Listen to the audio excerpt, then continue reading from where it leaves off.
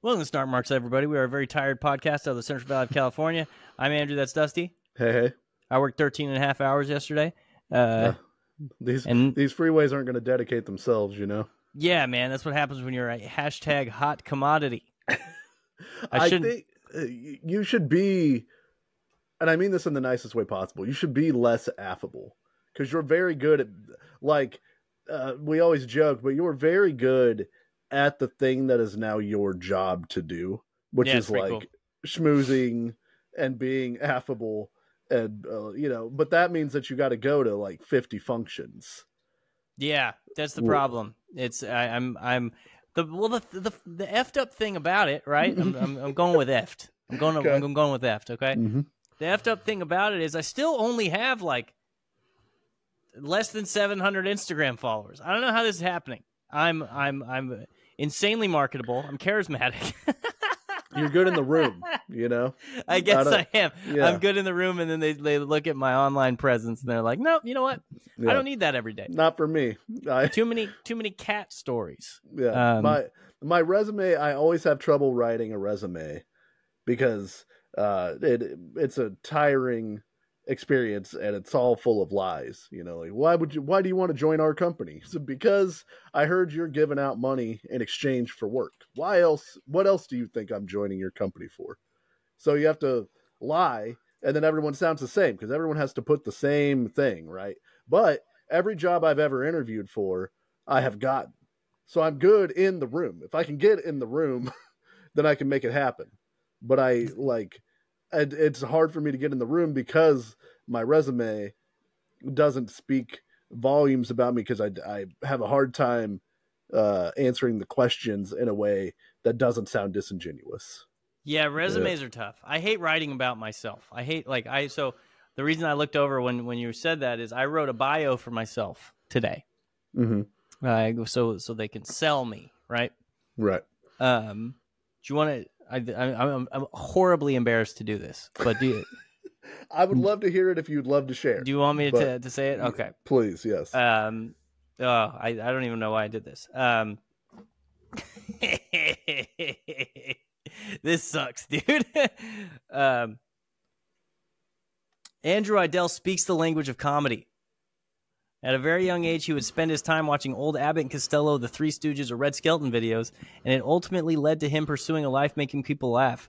When he is not making content for Precious 95.7, he also hosts 2 podcasts, Snark Marks and The Skinny, snuck us in there, and he's got a beautiful cat named Hobbs that he insisted we include in this bio.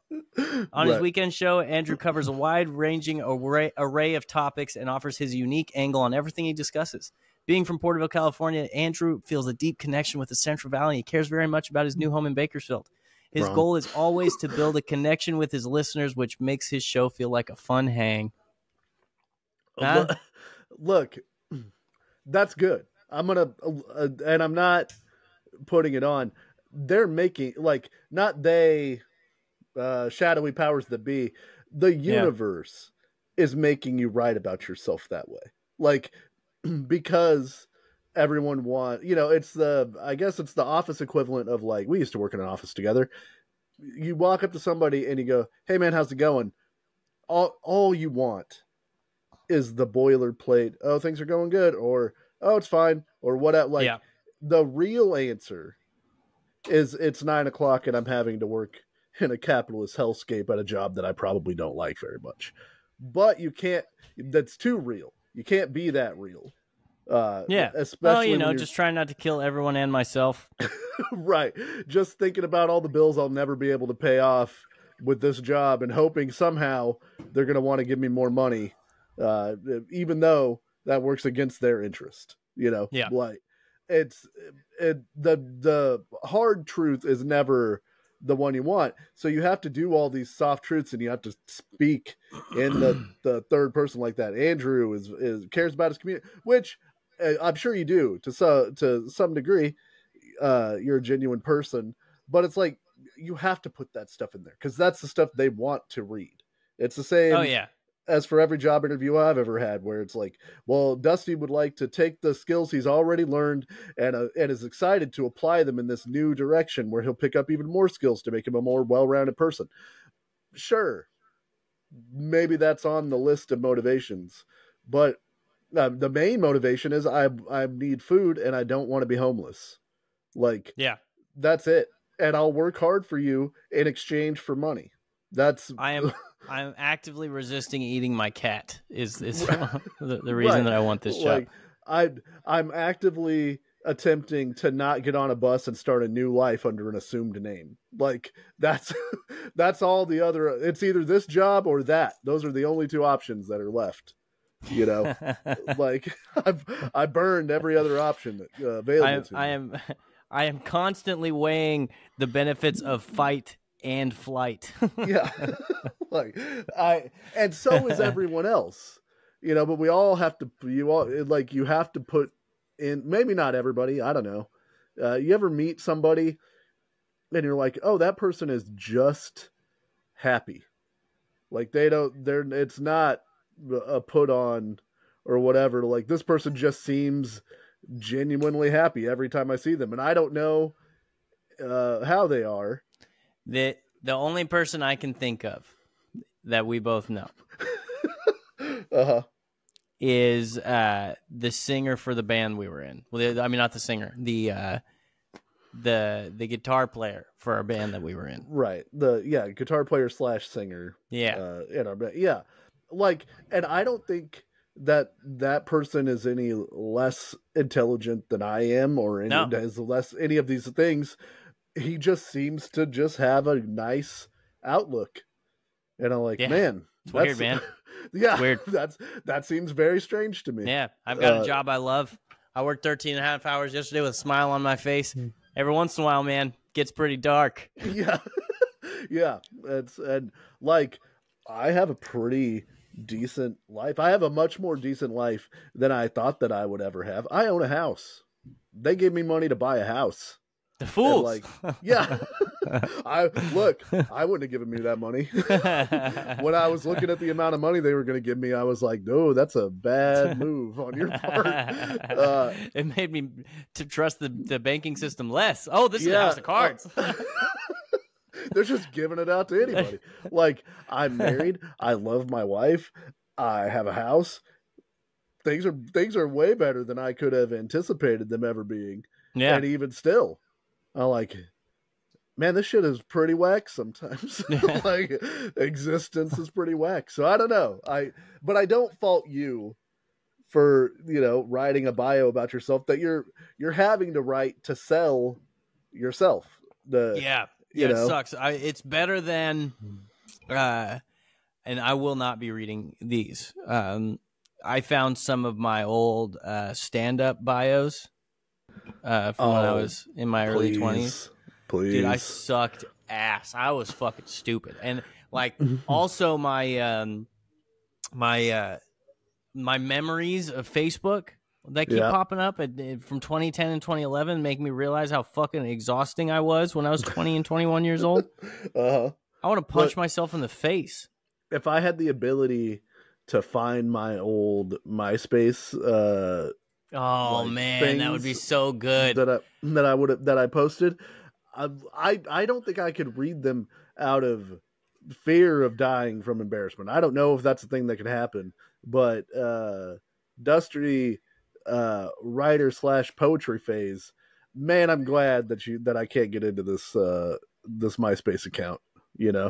Yeah, that's the. I was really sad that I lost my MySpace, just because I'd love to go back and see the pictures that I had on there, but they're gone. Unfortunately, I looked really hard. That's one thing about like pictures nowadays. We take more pictures than ever, right? Yeah, by probably 100 or more. That's probably a way low estimate. Like we probably take 1,000 times the amount of pictures that we used to take as a society. But our picture retention, I'm betting, is not as good, because we're getting better now. Right. But, or maybe not even picture retention. Pictures mean less now. Like, I see pictures, like I found a bunch of pictures from my childhood recently, and I found a picture of we used to have a pet pig that lived in the house named Petunia. Yes, you told me about the pig. Found a picture of Petunia the other day. Mm-hmm. Petunia was only a figment of my imagination for a long time. Right. I remember Petunia was black. Don't remember anything else about Petunia. Okay. Finally saw I feasted my eyes on Petunia. Little cute little fucking pig. Little black pig. I was right about the color. Well, think about like a world where the gym selfie did not exist. The access to post the fact you went to the gym was non-existent. You know, like that is true. The barrier to being able to photograph something meant that like you had to really care about the stuff that you photographed. Like I went on youth group trips, I went on mission trips, I did a bunch of stuff when I was a teenager that I don't have any pictures from because I didn't have a Kodak camera or whatever to like actually I didn't have a guy who could follow me around, put his head under the hood and take pictures of it, you know. Yeah, that's how long ago this was. I found so many old church trip pictures. Go ahead, sorry. And so it's like those just exist in my mind, but like the amount of terrible pictures I would have taken if I had a cell phone back then, just of everything. Oh, we're in the San Diego Mall. I'm going to take a picture of every single thing in the food court because this food court's different than my food court, and I need to document the fact that it's different. You know. Yeah, that's the thing. We take so many useless bullshit pictures, even at events. Like I took, so I went and saw Blink-182 this year, last year actually. Had very good seats. I was very close to Blink-182. Seats now, looking at my finances, I probably shouldn't have got, but had to see Tom. You know, I had to see Tom. You know, and I've got like 4 videos, and my videos are like 3 seconds long. That's the most I'm proud of myself. That's the most I need. I don't need shit else. There were people filming entire songs. There were people filming more than that, just holding their phone up the entire time. I'm sounding like freaking Andy Rooney at this point, but right. This idea that you're going to go back and watch this, and this is a dead horse. A lot of people have talked about this. Yeah. This idea that you're going to go back and watch this and be like, oh shit! Like, so I found all my pictures from my childhood. I think we've talked about this on the podcast recently. I found all my pictures from my childhood. There's like 2,500 pictures. A lot of them are just like my sister, like 2 inches from her face when she's 12.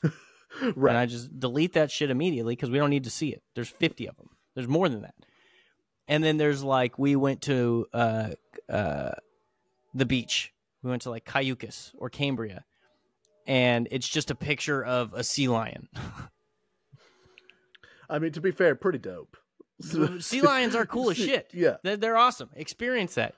You don't need a picture of that sea lion. Because guess what? In the minute that when you get that, because I was going to say in 30 years, when you get that sea lion picture developed, you're not going to care. You're going to be like, oh shit, I wasted one on the sea lion. Well, I think the thing now, I think you're right in that, like everything is so instantaneous that the thing loses value. So like I took a bunch of pictures. Sarah and I went to the Winchester Mystery House one year, and it was awesome. And I'd wanted to go for years and years. I took a bunch of pictures. Oh, we're in this room. Check out this weird if I ever old-timey went, shit. I just keep going. I'm starting to feel like this lady might have been a little crazy. Things seem a little wacky. Well, I wanted a guy. Maybe we'll go back because we didn't do a guided tour because it was during COVID. So sort of a self-guided tour. But you know, you're like, oh, check this room out. This is all old timey and shit. Let me take a picture of this sink that doesn't make sense. And then, but like, I don't think those are on my phone anymore. So unless I posted them somewhere, which maybe I also didn't, or I only posted half of them, you know, I'll never see those pictures again.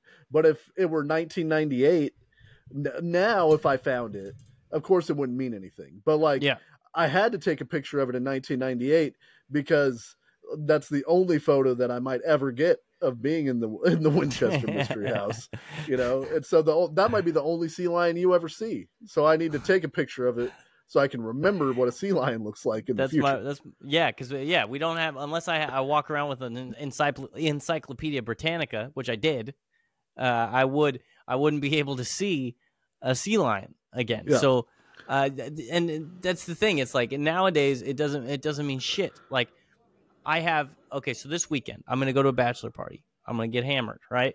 Yeah. I am probably going to take a few pictures this weekend because this is a monumental thing. This is a friend that's very close. I've known him since we were very young. And I'm going with the family. So and the dad's kind of old and he's one of a big male figure in my family, in my life. Get a bunch of pictures of people. You take pictures of people. You don't take pictures of inanimate objects. Like, right. Unless, like, if I went to the pyramids, right? Yeah. I'd want a picture in front of a pyramid. Okay. Picture me standing in front of a pyramid, pointing at the pyramid. Right. Picture of me, forced perspective, making the pyramid look small. I'm pinching the top of the pyramid like I'm picking it up. Yeah. Picture me wearing the pyramid like a hat. Yeah. Yeah. You're pushing the pyramid, of course. All the classics. Funny. Yeah. Exactly. You got to play the hits. Yeah. But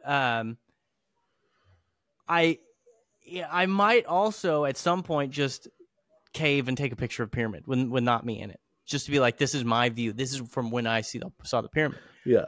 That picture of the pyramid is not going to matter as much as the picture of me pretending like I'm about to sit on the pyramid, reading a newspaper, you know?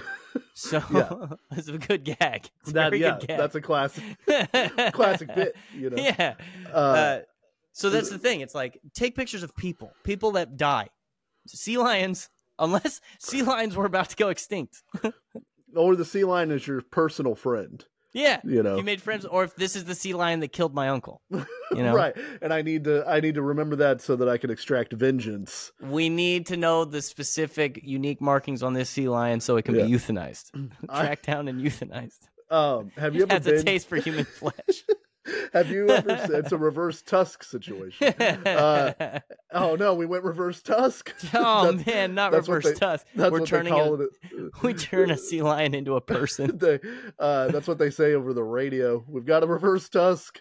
Again. Yeah. So, have you ever seen the elephant seals in? I think it's Cambria. There's like one part of the beach where they're big giant fuckers. Yeah, hanging out. There's one part of the beach where they like come up during one time of the year and they like take over the whole beach, right? Maybe, I don't know. Well, and so there are signs everywhere that say don't go onto the beach. These elephant seals will fuck you up if you try. And it'll be hilarious to all of us, and we'll record you. But I was thinking, and I was talking to Sarah about it, and I was like, imagine you're the first dude that experienced the elephant seals all beaching themselves at the same time. You go to the beach one day, no elephant seals. You're just chilling. The next day, 1,000 elephant seals are all suddenly there. Of course, people used to think magic was real. Like, that would freak you out so bad. You have no explanation for how this. A witch did it overnight. Get out of here! Get out of here! And then 10 elephant seals beat that dude to death. That's the thing about, like, if it happened to your enemy, right? You really wanted somebody to die, because it's not funny when somebody dies other than your enemy, obviously. But the idea of somebody standing there and an elephant seal just waddling up to him to fuck him up. Yeah, that's like, what's this goofy little bastard? And he's just getting his fucking shit kicked in. Well, so pictures, too many pictures is your old timey Andy Rooney yells at the sky moment. For this week, put your fucking phone away when you're watching something cool. Like, stop it. You know. I need to ask you. I need your opinion here, and I will value your ruling on this particular thing, because I might be incorrect. I might be on the wrong side of this, and I might need your correction as a younger person. The Super Bowl was last. Yes, the Super Bowl was last Sunday. Certainly. To anybody who didn't know, the Kansas City Chiefs beat the San Francisco 49ers in overtime, allowing me to win $200, which was tremendous. Hell yeah, dude. Good for you. The Niner fans, dude, they were easy marks this whole time. Well, I won the Squares game. I don't know if you won the Squares game. Okay. Yes. Yeah, I didn't think it was possible to wear the square. With a 2 and a 5. Not an easy score to win the Squares game. Wow. Yeah. Wow. Oh, Weird. so you got the final score. I got the fourth quarter score and the final score. So $200 right in my pocket. So I got I bet on the Chiefs. yeah, the smart play, even though I hate it. But yeah. there's of course, because we live in the time that we live in, there's a conspiracy that it was all fixed. And this the fix is in. The NFL This is what you're going to ask me about. Because of Taylor Swift. No. The official Joe Biden Twitter tweeted a picture of him with red eyes and a caption that said, "Just like we planned it." yeah. I fucking hate that. So am I too old man that yells at sky? I should just have fun with it. Or because, look, other people, I don't care. Make the meme. Make the red-eyed Joe Biden. Put it out. Yeah. Joe Biden didn't tweet that. He's lost his mind. This is an Iron Sheik situation. Joe Biden can't talk. Yeah, certainly didn't tweet it. Someone tweeted. No. It's the you did what under did what under Twitter? Come on, man. It's the goddamn president. You should not lean in to the idea that the president that people already don't like, that's up against the other dude that nobody wants to win, is running a secret government op, even if it's something that's supposedly as innocuous as the Super Bowl. Because we don't live in that time now. We live in this time where people believe all kinds of crazy things, and then they act on the crazy things they believe. Am I being too irrational? I don't care if other people did it. Yeah. You can't stop the internet. I care that the president's Twitter did it. He shouldn't do it. I have a twofold opinion on this. I think being that we know that some horseshit intern posted that, or the comms team posted that in an attempt to garner cool guy points and therefore votes from the young crowd. Right. No, it's gross. It sucks ass. It's terrible. Yeah. It's fucking. Hey, the guy's almost dead. Like, let's not pretend. Right. You don't see what we see. They're like, oh, you're gonna make fun of his stutter. That's not a stutter. That is not a stutter. What is happening to this man? Yeah. And he didn't used to do it. Anyway. Okay. If it was Joe Biden that tweeted that, if we know it wasn't, so I'm not saying, I'm saying if we knew it was, like Donald Trump ran Donald Trump's Twitter, right? I'm not praising Donald Trump, but I'm saying if Joe Biden ran his Twitter, and if Joe Biden was like, you know what would be funny, man, if I posted right, and he posted it, funny. I think it's funny. I think it's funny for a president. It's not funny for a person. It's funny for a president if he did it. Yeah. Since we know he didn't do it, it's gross and it's terrible, and it's the fall of democracy, But well, if he did it himself, I think it's okay. Here's a hot take: I don't need the president to be funny. That is not on my criteria. Like, I think that's possibly part of what bothers me, is because we have Barack Obama, who seemed like legit cool guy. Not funny though. Not funny, but there's not a funny bone in Barack Obama's body. Seemed like a younger guy who was into hip things, and that was part of his brand, which is gross because it became part of his brand, and anything that becomes part of your brand, gross. It's part of his scheme, right? Yes. And so now it's like, oh hey, like Joe Biden, get it? We're cool and hip, and we're in with and like I think Hillary Clinton tweeted, "Good for Taylor's boyfriend" or whatever. Stop it, all of you! Stop it. Oh yeah, anything Hillary does is gross. Yeah, none of you are cool. And that woman kills people. Right? You like the minute you become a politician, you can no longer be cool. It just can't. It doesn't happen. I think it depends, right? Because how about this? I'll give you a few. We'll give you a few historic presidents, and I want you to thumbs up, thumbs down the coolness factor on these. Okay? Okay. Just a few. And this doesn't refute what you're saying. I think this is just a fun thought experiment. Andrew Jackson, right? So Andrew Jackson was, there's some bad things about Andrew Jackson, for sure. Yeah. definitely a racist, a bunch of stuff like that. Really, one of the first populists in America, right? Yeah. So what he does is when he gets elected, he throws a giant party for his inauguration. Okay,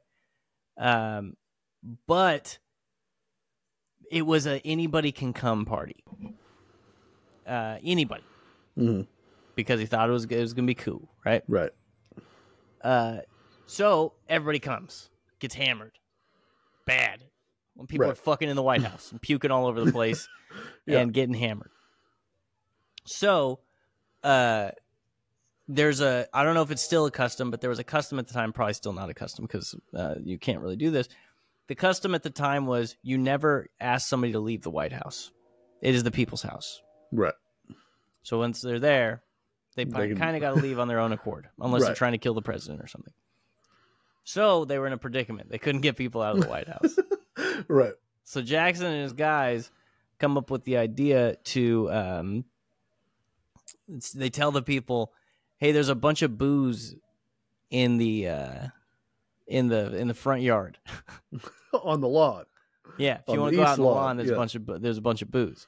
So everybody's like, "All right, fuck it, we'll go get the booze," and they go outside and they lock the door. They shut the door and lock it. Yeah, that's pretty funny. Funny story. Not a cool guy. I don't think. How about okay. I get it. Teddy Roosevelt. Okay. Big Certified barrel-chested, certified cool guy. Yeah. Two things about Teddy Roosevelt. Okay. Yeah. First one, he wanted to fight the heavyweight champion of the world, so he calls Jack Johnson. Jack Johnson, not the fucking potato pancakes guy. He's a big black heavyweight boxer, giant man who was awesome. One of the best boxers ever. Cool guy too, if I remember properly. If he did terrible things, don't get mad at me. But if I remember properly, Jack Johnson, pretty cool guy. Teddy Roosevelt squares up to him. He kicks everybody out of the office, and he's like, "We got to fucking get after it, buddy." Yeah. And Jack Johnson blinds him in one eye. And Teddy Roosevelt says, "Hey, could you not tell anybody about this?" Because he can't be the president and have people know that he got blinded by a man. Second thing, Teddy Roosevelt. There's a lot of Teddy Roosevelt things. But second thing, Teddy Roosevelt gets shot in the chest. And he I think he's giving a speech. And he just grunts. And he says, "It's going to take a hell of a lot more than that to take down a bull moose." And continues. Yes. I will say Teddy Roosevelt, probably fun guy to hang out with. All right. I will concede Teddy Roosevelt. But I just hate it. Because like you said, if it's, is it like, oh, we're in on the joke that look at us with memes, young kids, y'all Gen Zers love memes, right? Yeah, vote for Joe Biden.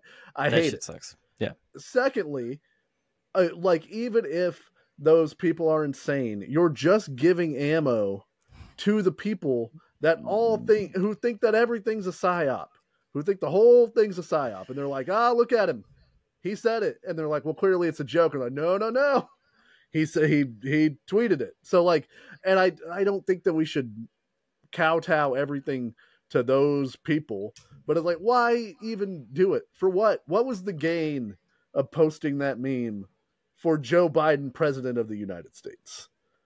Well, that's the thing. I think that's the question of whether it's cool or not. If the gain was it was funny, right? If it's just because it was funny, right? Like the reason that Ryan Dunn branded Bam on the ass, right? Why would you do that? Well, no, Bam said it himself. She goes, "Why would you do that?" He's like, "Because it was funny." Yeah. No, wait, Ryan Dunn said it. Anyway, what you know what I'm saying now? Yeah. But if the aim is we need to appeal to the young voters, right? Fucking gross, terrible. Last thing, probably impeach and execute. Right. Probably, I would say last thing. I don't need the president to be funny. Stop. Full stop. I don't need the president to be funny. If the president is incidentally funny, if Trump was a good president or a good person and as funny as he was, then that's cool. But I don't know if you can. It depends on if you can be a good president and that funny. I By the way, I got those president facts from the Shane Gillis Louis C.K. podcast about the presidents. Look, there are a lot of cool president facts. I think FDR, pretty cool guy. But I don't. Nancy Reagan fan, I wouldn't have voted for. I'm not voting for him based on. Oh man, that meme was so hilarious. Get out of my face. Well, yeah, it's the same thing as the I'd like to have a beer with that guy thing. Yeah. It's like you don't want the guy to lead the free world if you want, because you want to have a beer with him. I want to have a beer with my dad. My dad's the shit. My dad should not be the president. My dad shouldn't be the president of a local fucking Sam's Club. You know, anybody that I really want to hang out with probably shouldn't be the president. No, unless you only want to hang out with him because he has the intellectual capability of being the president, and you want to be like, what is this fucking freakazoid all about? You know? But okay, so that was it. I was just like outside of my mind because I saw the meme and I was like, whatever. And then I heard it was from the official president's Twitter, and I was like, what are we doing? What? I'm not mad at you for being mad at it. I didn't get mad at it.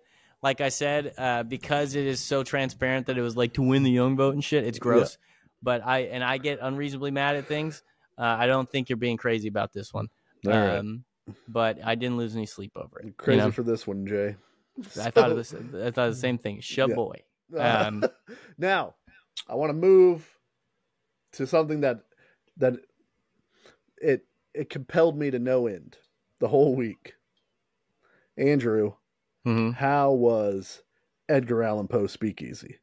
Oh yeah. So for those of you who didn't listen last, tell me about it, and then I have 3 judging criteria that I'd like to go over with you. Okay. For those of you who didn't listen to the pod last week, what are you doing, right?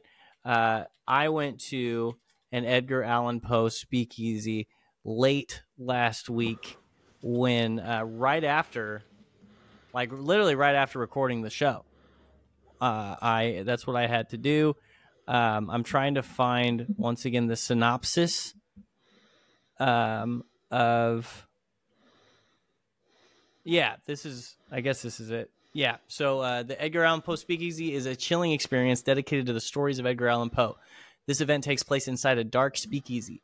4 of his most famous stories will be retold and reimagined by our Poe historians. Our macabre, which I hate the word macabre, lead mixologist will transform each of these stories into a 4-part cocktail experience. I hate the word macabre. It's fucking, I don't know why. It's like one of my least favorite words in the English language. It's very old-timey, and guys use it, this is Tales of the Macabre. Yeah, it's very old-timey and fedora. So I texted Dusty when I was in line. As soon as I got there, let me see, I took a couple of notes. I didn't take a lot of notes.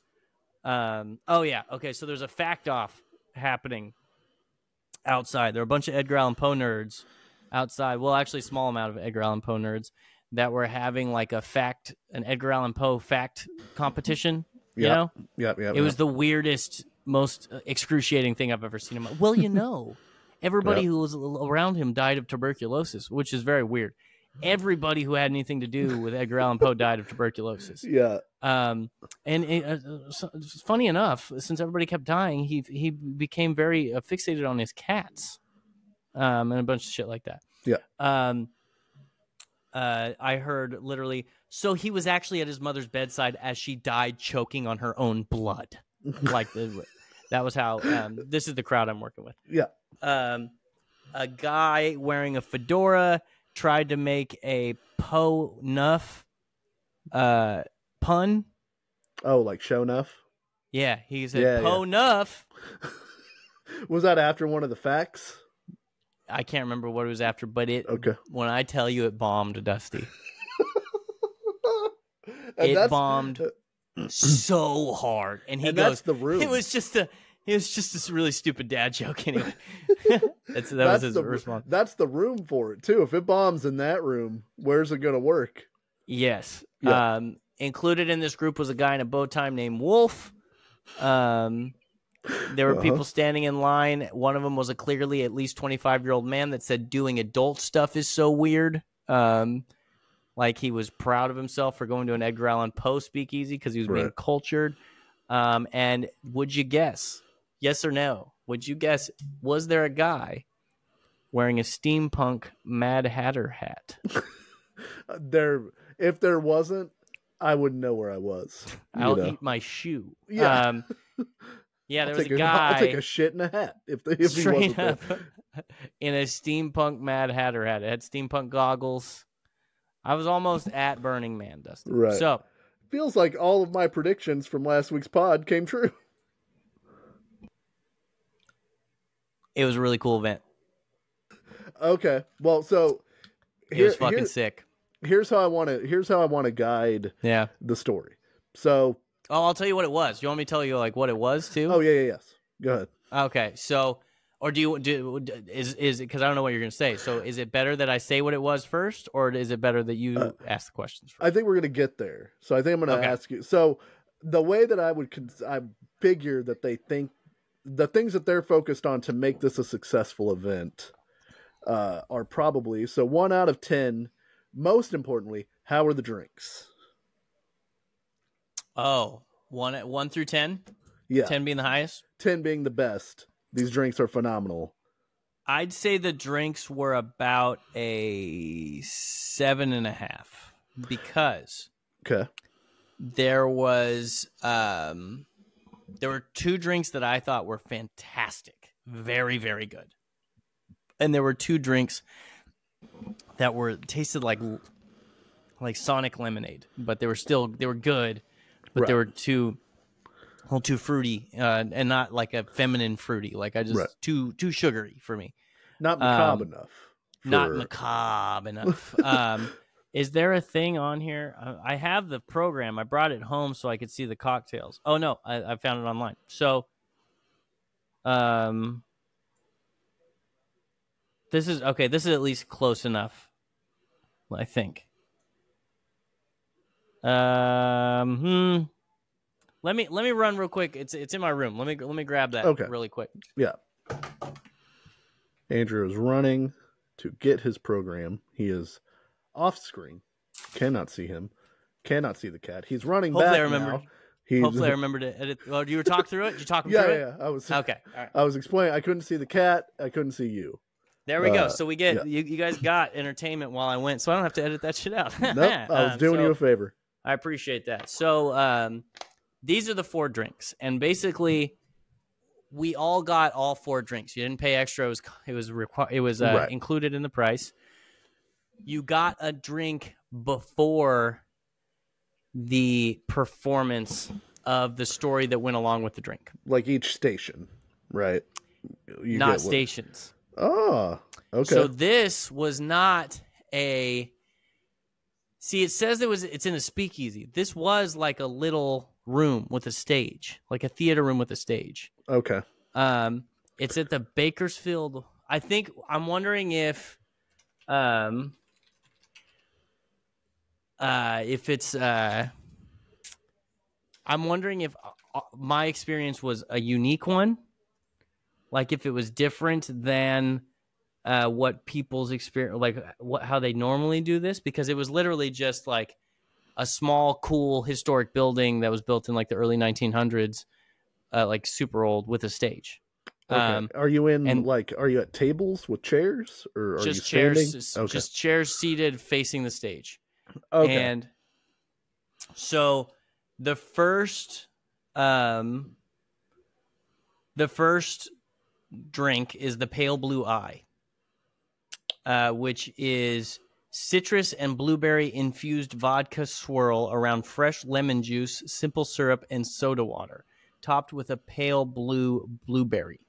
Oh, okay. So this tasted good. I enjoyed it. A little sweet for my taste. Mm-hmm. And is there an Edgar Allan Poe story called The Pale Blue Eye? So the Pale Blue Eye went along with the Telltale Heart. Okay, interesting. The man who he killed, whose heart is under the thing, right? Had a pale blue eye.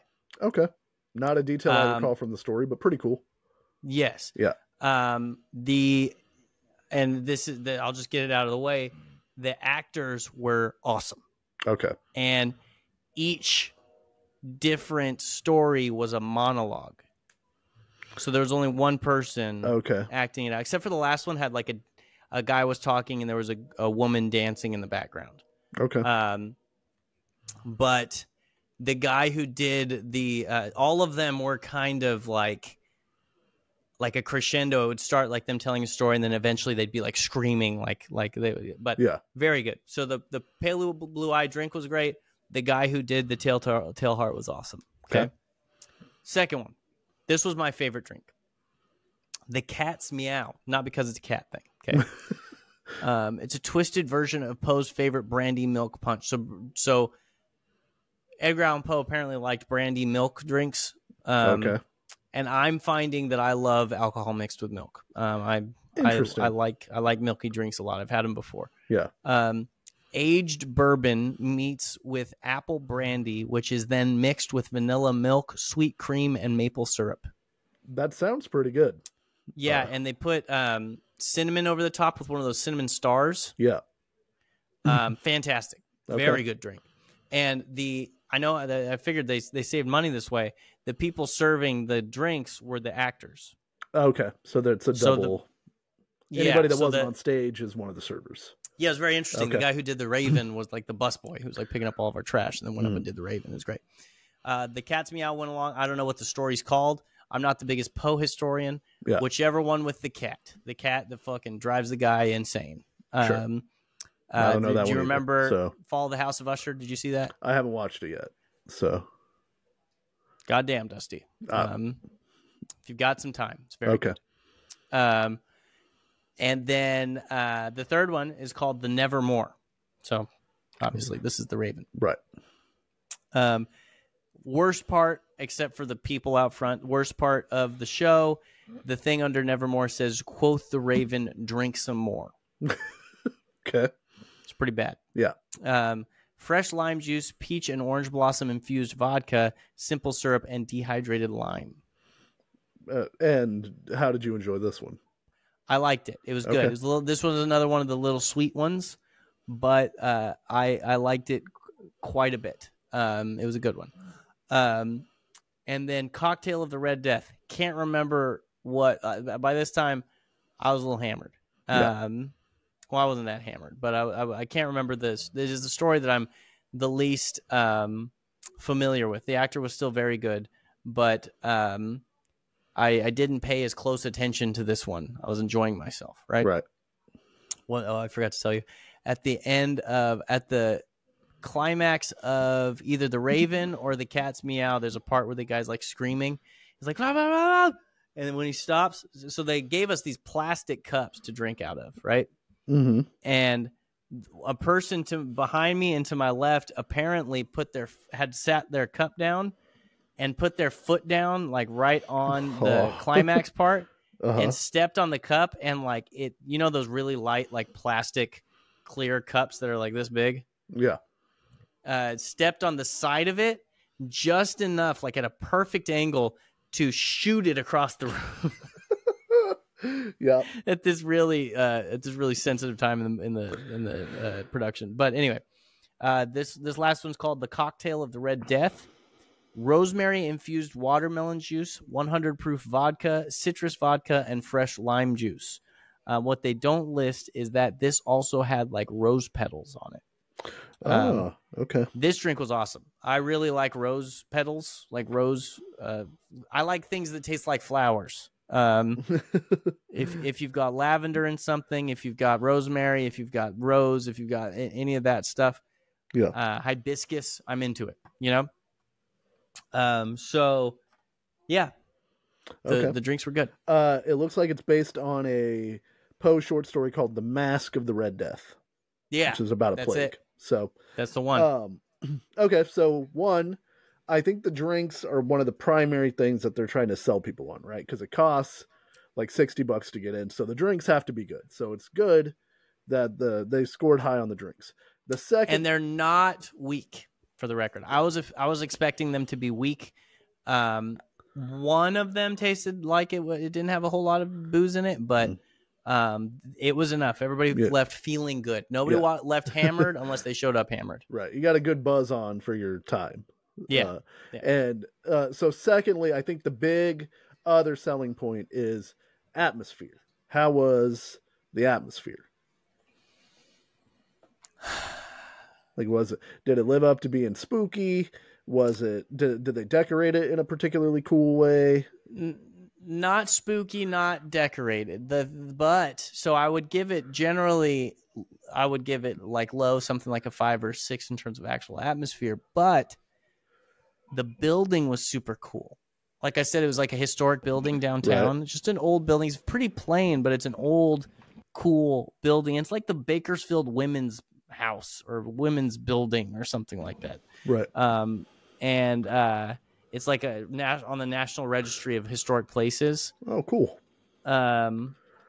So I'm gonna knock it up to like a 7 or 7.5, like the drinks. And it seemed to fit the vibe of what they were going for, right? So okay, so that's also successful. And then third, you went over it, but I was like, third is the performance aspect of this. Like, was it enthralling? Were you interested? Was the acting good? And you said all of that was really good. So yeah, I got to give that a good score. I got to give that like an 8.5. The performances were very impressive. These people seemed like true professional actors. And I was there with, I'm going to show you a picture. This is the building. So it didn't have all these hangy stuff. And right. I can't remember if it had the chandeliers or not, but it's just an old building, wood floor stage. Very simple, but you could tell it's an old spot. It was really cool to see that here. The stage looked really cool. So the stage setting was cool. The lighting was cool. So I'll give them that. I was there with a group of people who had recently made a movie about the Raven, right. And actors and the director and stuff like that. And they were really impressed by the actors.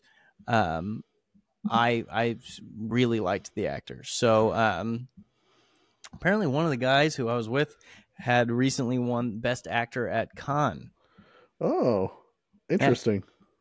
Interesting. Okay, yeah, because they like the production can't help who's showing up. You know what I mean? So like that can't count against the vibe or the atmosphere. It was gonna be what it was gonna be. Right. If there are nerds, there are nerds. And it's for nerds. So of course they're gonna show up. So like of the things they can control, it sounds like it was like well worth the money. And like a cool experience, right? Yeah, I would 100%. The acting performances alone, if you're really into something like that, might be worth the cost of admission. They're brief, granted, and like I said, they're all monologues. But if you're interested in both things, the booze and the performances, really cool thing to do on a night out. Good for a date, good to go with friends. Kind of weird to go solo, but I think a lot of things are weird to go solo too. And sure. I'm probably wrong about that. Dusty, you've gone to a lot of things solo. I admire you for it. Yeah. So it's one of the things over the years that I've learned to be okay with. Big hurdle, but I'm glad I got over it. Yeah, it's pretty cool. It's pretty cool. But it's if it comes to your town. If you ever see the Edgar Allen Poe Speakeasy, it has the Andrew seal of approval.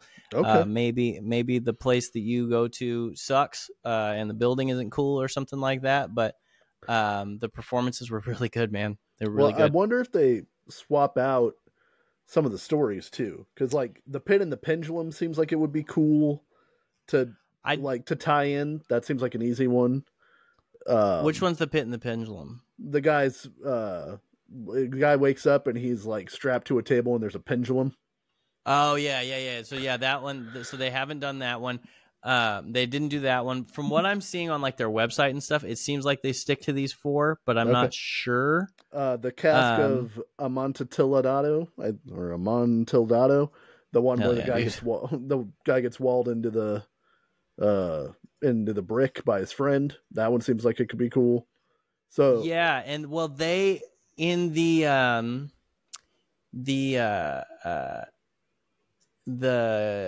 with the cat, they kind of worked that in. Oh, okay. Yeah. That's because that's one that stuck with me. I can't ever remember the name of it, but I remember reading that one and being like, wow, that is fucked up. Yeah.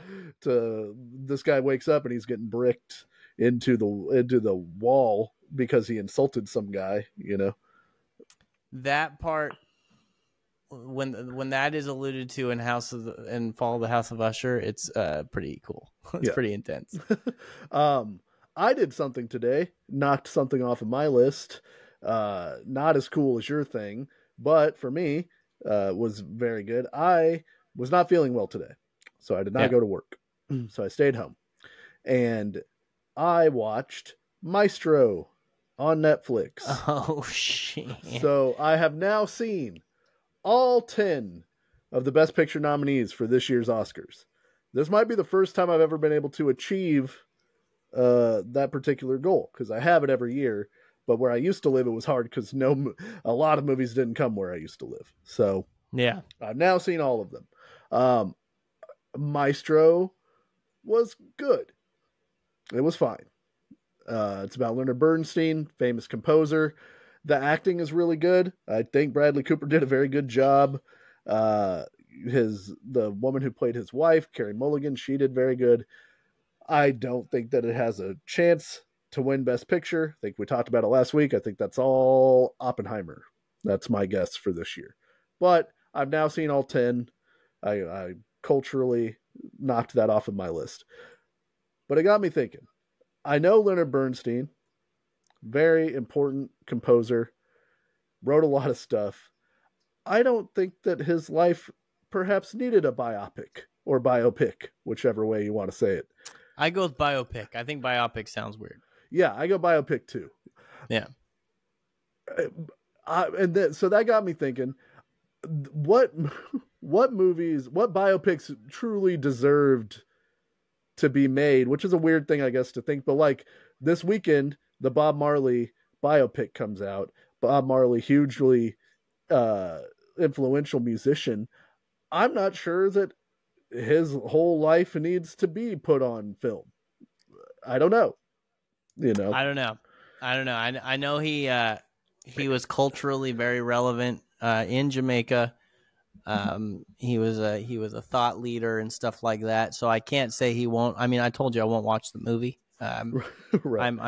I don't care about biopics. I would much rather watch a documentary. But because why? Like, I don't know, man. Why do I need to watch even Walk the Line? Walk the Line might be the best biopic, right? It's one of them. Why do I need to watch a not entirely true story where Joaquin Phoenix is being Johnny Cash when I can watch Johnny Cash? Right. When I love Walk the Line, and I would even say for his life, probably, you know, they don't need to make that movie. His life is not so big and important as a musician that it's like culturally important to make a biopic about him. You know? Sure, but then you're also drawing arbitrary lines, because why do we care about when Harry met Sally? Like, who's Harry? Who's Sally? Right. Who are these people? I'm just saying, like, in a biopic, I think it's hard because it's like, for a lot of them, especially like the Maestro, it's like he wrote some music. He had like an interesting relationship with his wife, but not so interesting that it's different than like a movie, you know, like a made up movies version of it. And so I didn't see Maestro, obviously. We'll never see it, but God, I would never see that. But it seems like to me, with the very few, I've seen 7 seconds of fucking Bradley Cooper doing the fucking composing thing. I mean the directing thing, right? Yeah. Seems like they were like, hey, let's make a movie that might get Bradley Cooper an Oscar. Yeah, he gets to play this guy and what do you think? Was it worth 6 years? Do you think it should have taken 6 years? I don't. I mean, he composes the hell out of it, but I don't know if he was. Again, I think like we talked about last week, if he were just pretending to compose and had no skill or no idea of how to do it, I don't know that I would notice any more than I notice him doing it. And I just go like, oh yeah, he looks like a guy who composes. We can give him some. We can give the art of directing a band or orchestra some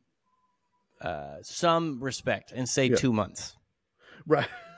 Yeah, 6 years. It seems like 6 an years. awful long time to. What the fuck is wrong with Bradley Cooper if it took him 6 years? By the way, I know you got something. We'll go there. We don't have to stay a long time on this. Have you seen the movie Surviving the Game?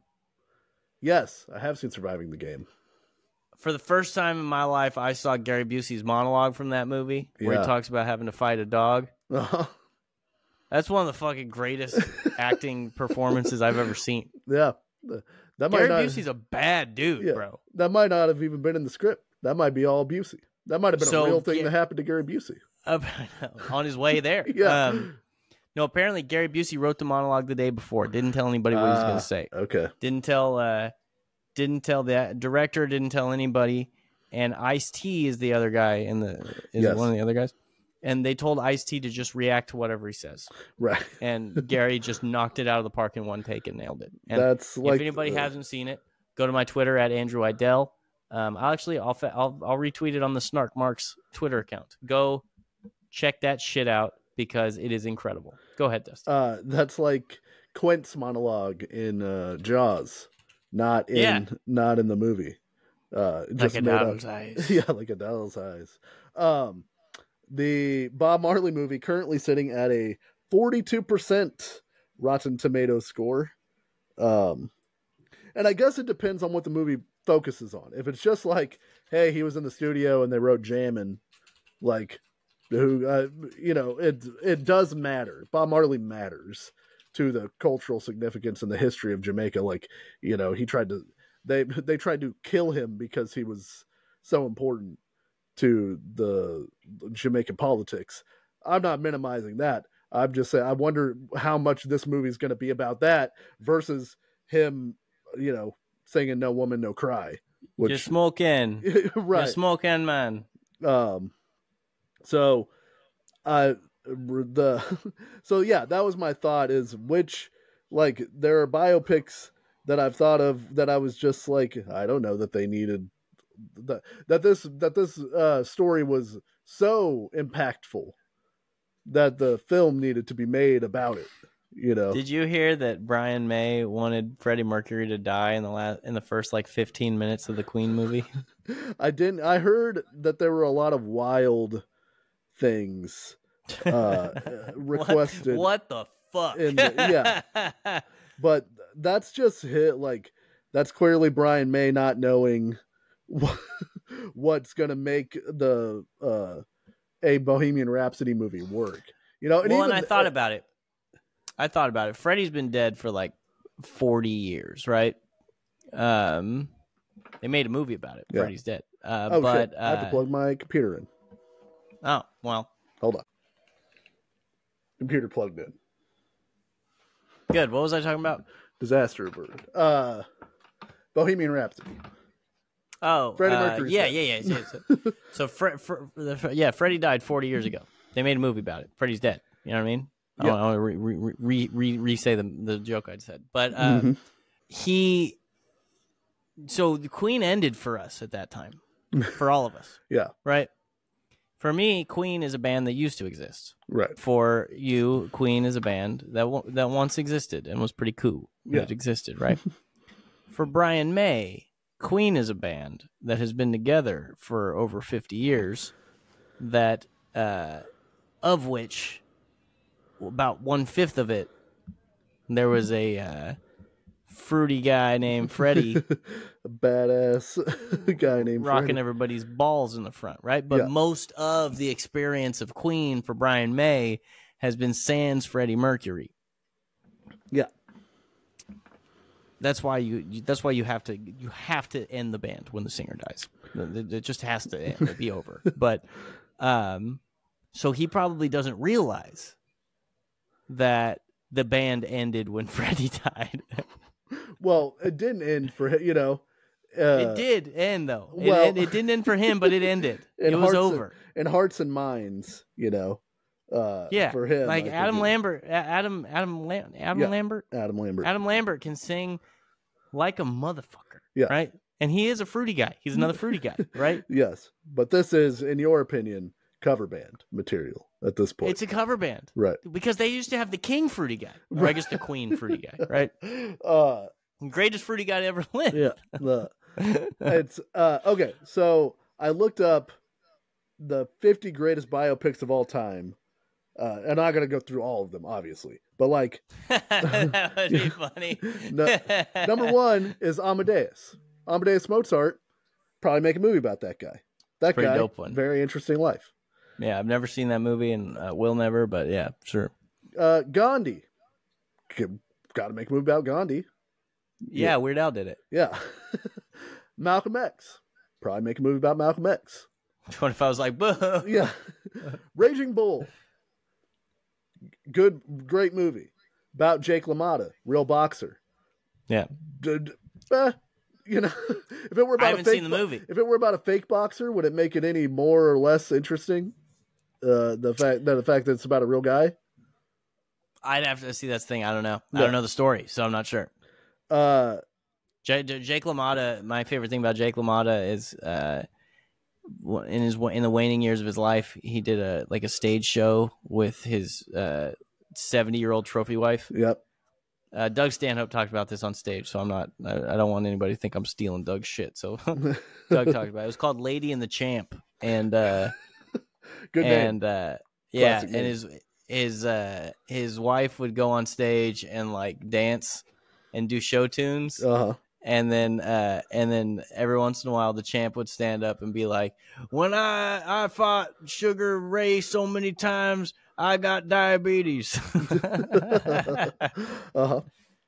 Anyway, the Notorious B.I.G. movie. Yeah. I don't know. The Notorious B.I.G. very famous. His career does not span very long, and I will say the same thing for Tupac. All the Tupac movies. I just, I don't know. That's Jesus's career was 3 years, dog. Look, Jesus can't rap. It also brought to mind, because they're making an Amy Winehouse movie, and I don't want to talk trash about Amy Winehouse. Wonderfully talented person, very sad what happened to her. We can talk trash about Amy Winehouse. Like you can. She was great. She was a great singer. She's a great singer. She fucked up her entire life and killed herself.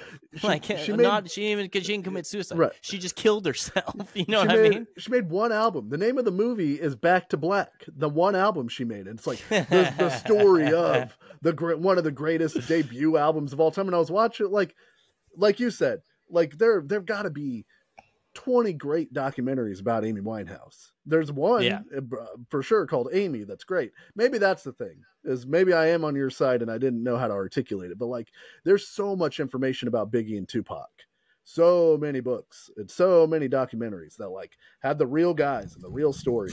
And it's like, when you make a movie of it, like it's hard to make that movie interesting because I already know all the stuff about what happens to Tupac. Oh shit, he's going to the Mike Tyson fight.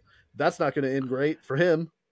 Oh shit, he dropped his gun and a security guard picked it up and it went off and it killed a 7-year-old kid. Yeah. You know that happened? I did not know that happened, no. Yeah. Yeah, Tupac, somebody's talking shit to Tupac. Tupac pulled his gun out, dropped his gun. His security guard picked it up. The gun went off and fucking killed a kid that was in the kid's front yard. That's tough. Yeah. Tupac didn't kill a kid.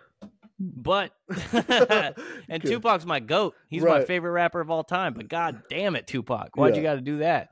Well, so I'm in agreement with you. I didn't see those movies. I love Tupac. I think Tupac deserves a biopic.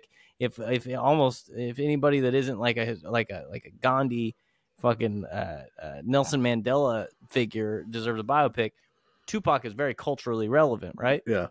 I didn't see that movie, and I don't want to see that movie. I would be bummed out to have to watch that movie. Who's this guy playing Tupac? Right. Not quite Tupac. Is I don't care about this guy. Who are you, Pac? Yeah, you son of a bitch. You're not Tupac. Yeah, notorious. You know what I mean? So maybe that is ultimately where I was going. Is like, I don't need to see fictionalized versions of these things that really happen because I have access. It's like when they inevitably make the Fyre Fest movie.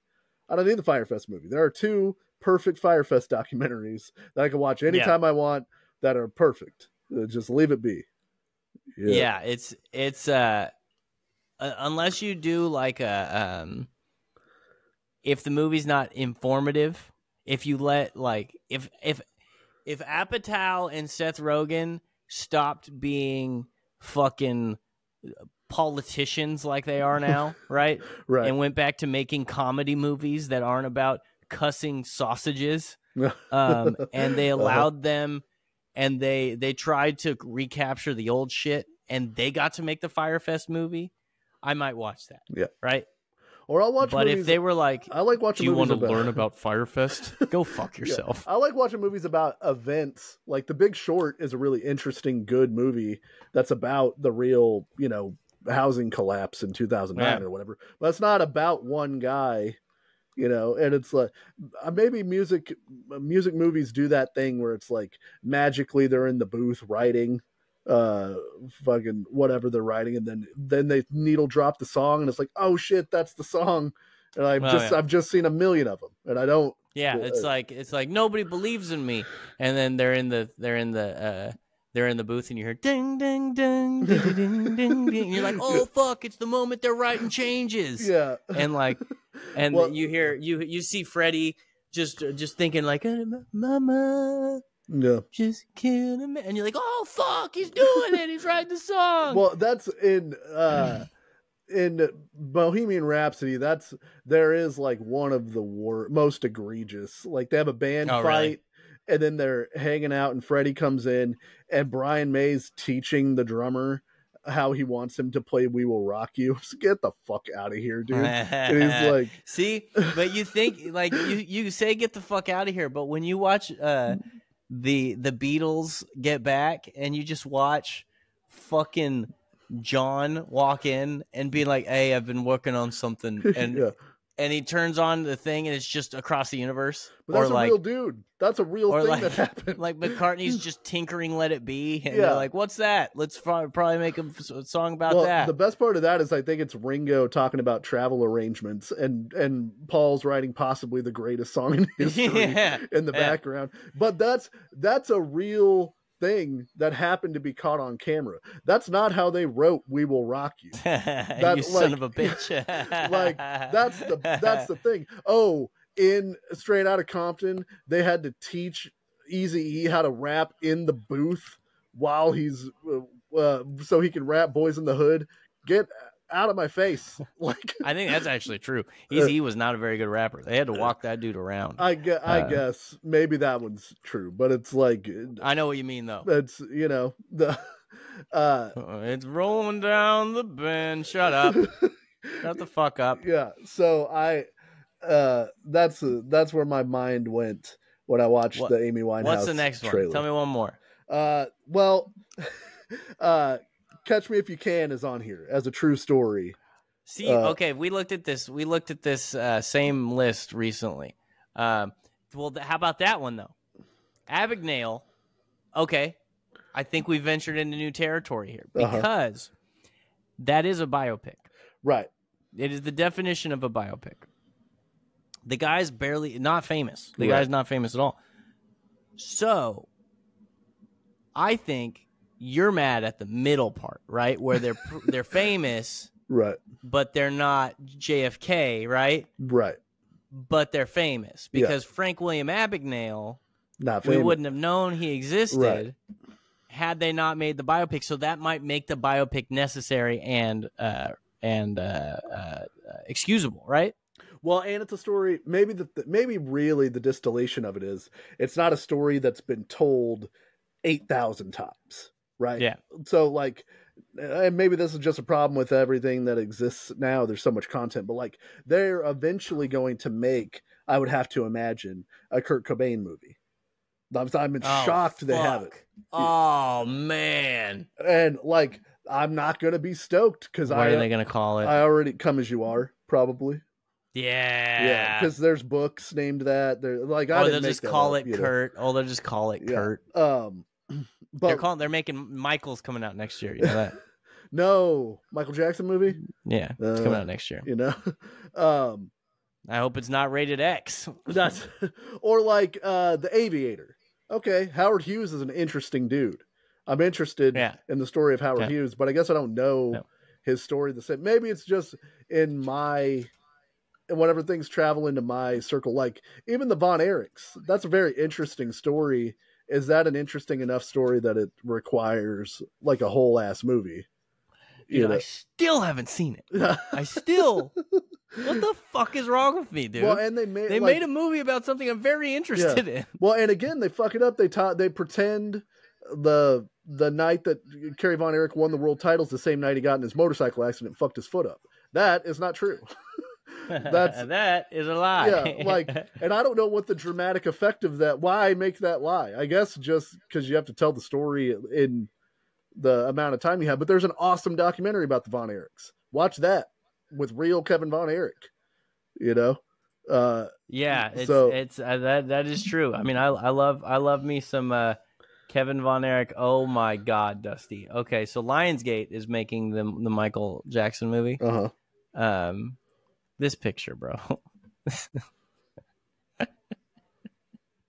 That looks like a B movie. That looks like a B movie. I don't know if that's the internet is notorious for making up trailers. So unless that's a real photo that their promo team put out, I'm not gonna harsh him about it yet. Well, it's Michael's nephew Jafar Jackson. Yeah. I don't know. And the next one, they can make the return of Jafar. Right.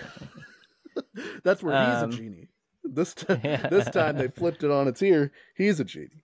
Yeah, so maybe that's it. The musician biopics are more difficult for me than maybe a story I haven't heard because I feel like I know lots of the musician biopic information.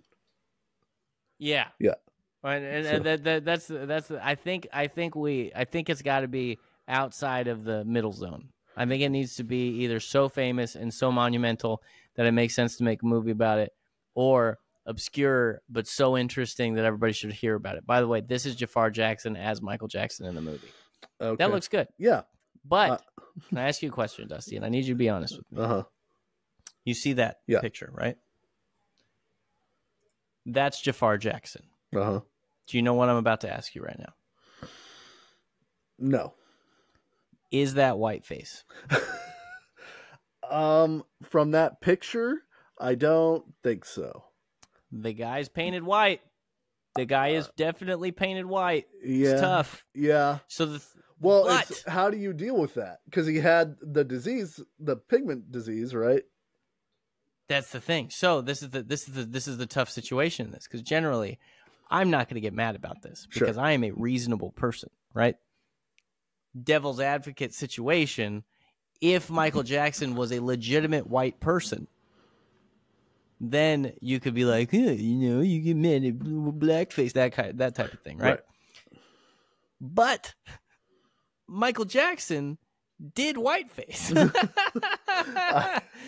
So you can't really get mad at a guy playing Michael Jackson also doing whiteface. Well, if you're trying to depict him as close to reality as possible, unless you end it with the like Pepsi commercial where his hair gets set on fire, like you're gonna have to deal with it at some point.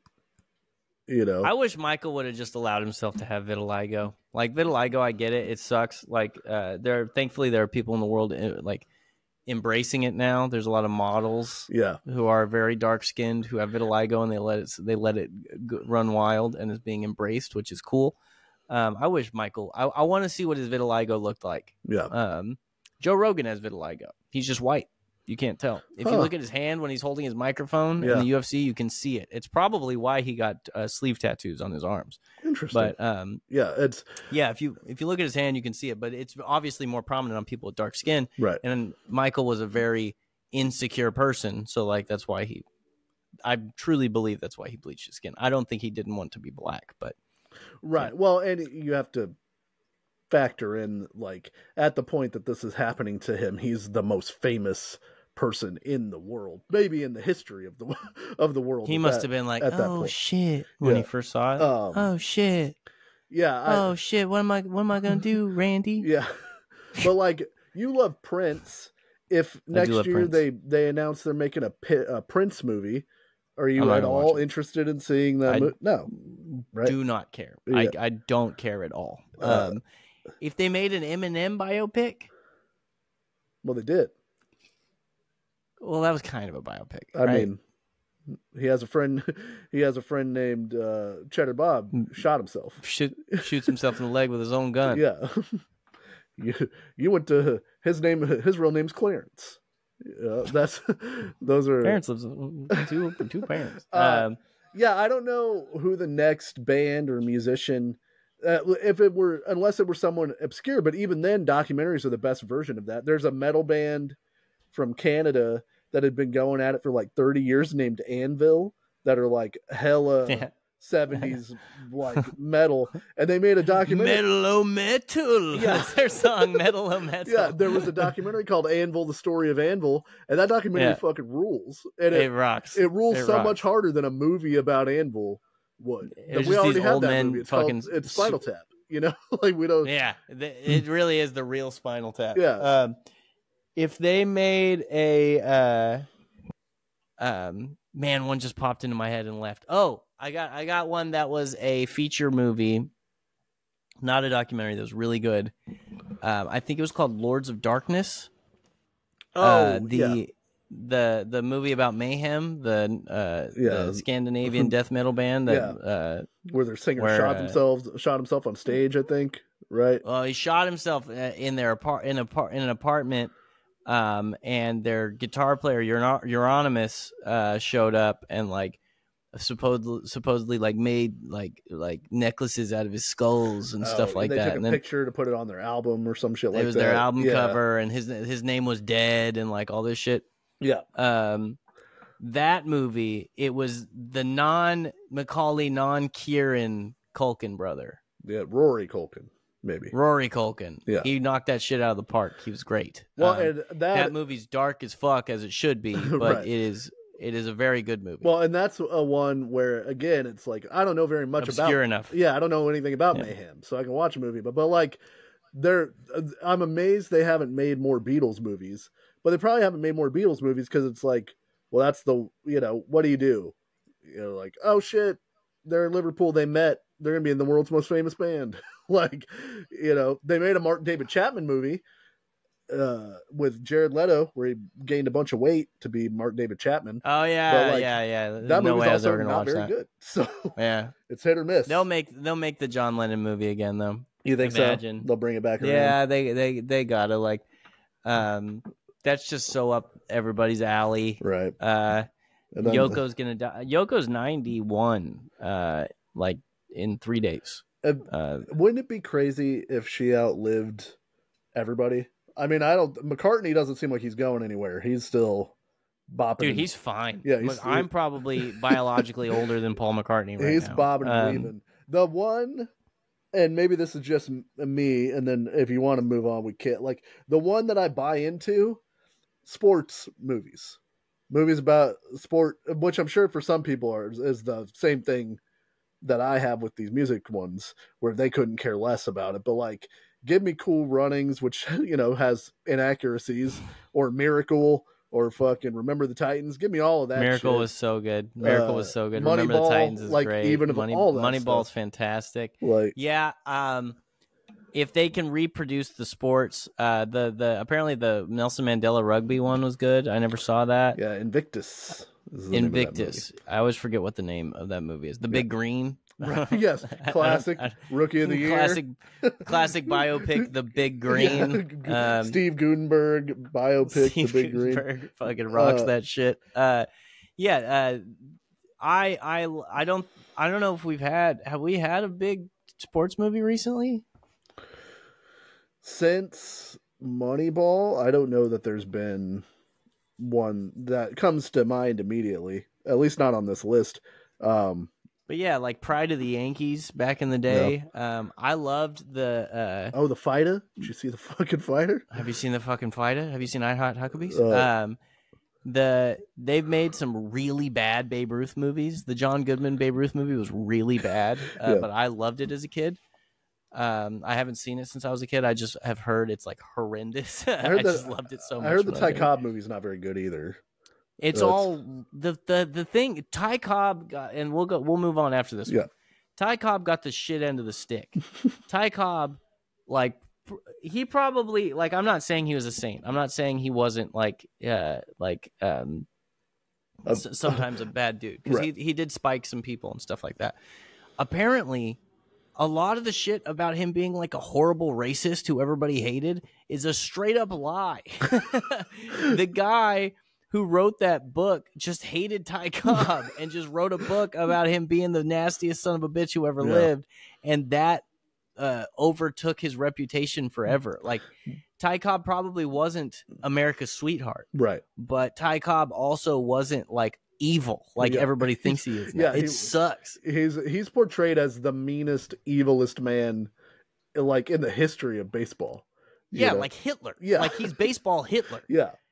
And the Tommy Lee Jones played him in that movie and stuff like that. And apparently a lot of it was I think it was a book inspired that movie. And a lot of it was just completely fucking lies. Yeah. And if you use that book that is lies as your basis for a movie, that's gonna be rough.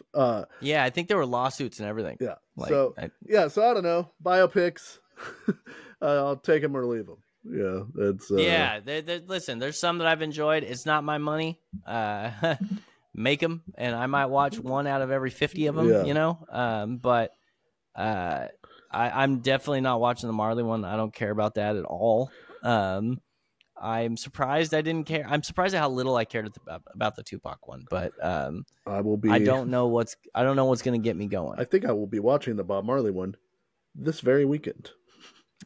I'd love to hear your thoughts. With Madam Web, which is currently sitting at 14% on Rotten Tomatoes. Not doing well, Spider-Man spinoff. Oh, that's what that is? Yep. Yeah, stop making those. She can see the webs, you see. She's some kind of mentalist. So poor girl. Yeah. Dakota Johnson. Oh, it's Dakota Johnson. She's doing fine. Yeah. So this was Andrew's idea a couple weeks ago. We did it with songs that came out the years we were in high school. This week we're doing movies. The top 10 movies from the years that Andrew and I were in high school, which are different years, and we're going to pit them against each other, see what year we think was better. I have some quality years on here. There's a couple bangers on here. Year 2000, little rough. So how are you finding it? I'm going. What are we looking by? Box Office Mojo, starting in the year 1999. Because I'm 99, 2000, 2001, graduated 2002. Okay, so I'm going Box Office Mojo. And then I just typed in top 10 movies of whatever year, but you can have up in the corner, you can change them the year pretty easily. I found it. 2004 is not bad. 2004 is not bad. Do you want to go first? Do you want me to go first? I think I went first last time, so why don't you go first? Okay, so I'll go 10-1 instead of 1-10. Okay. Number 10. This is going to be a tough one for you, Dusty. Okay.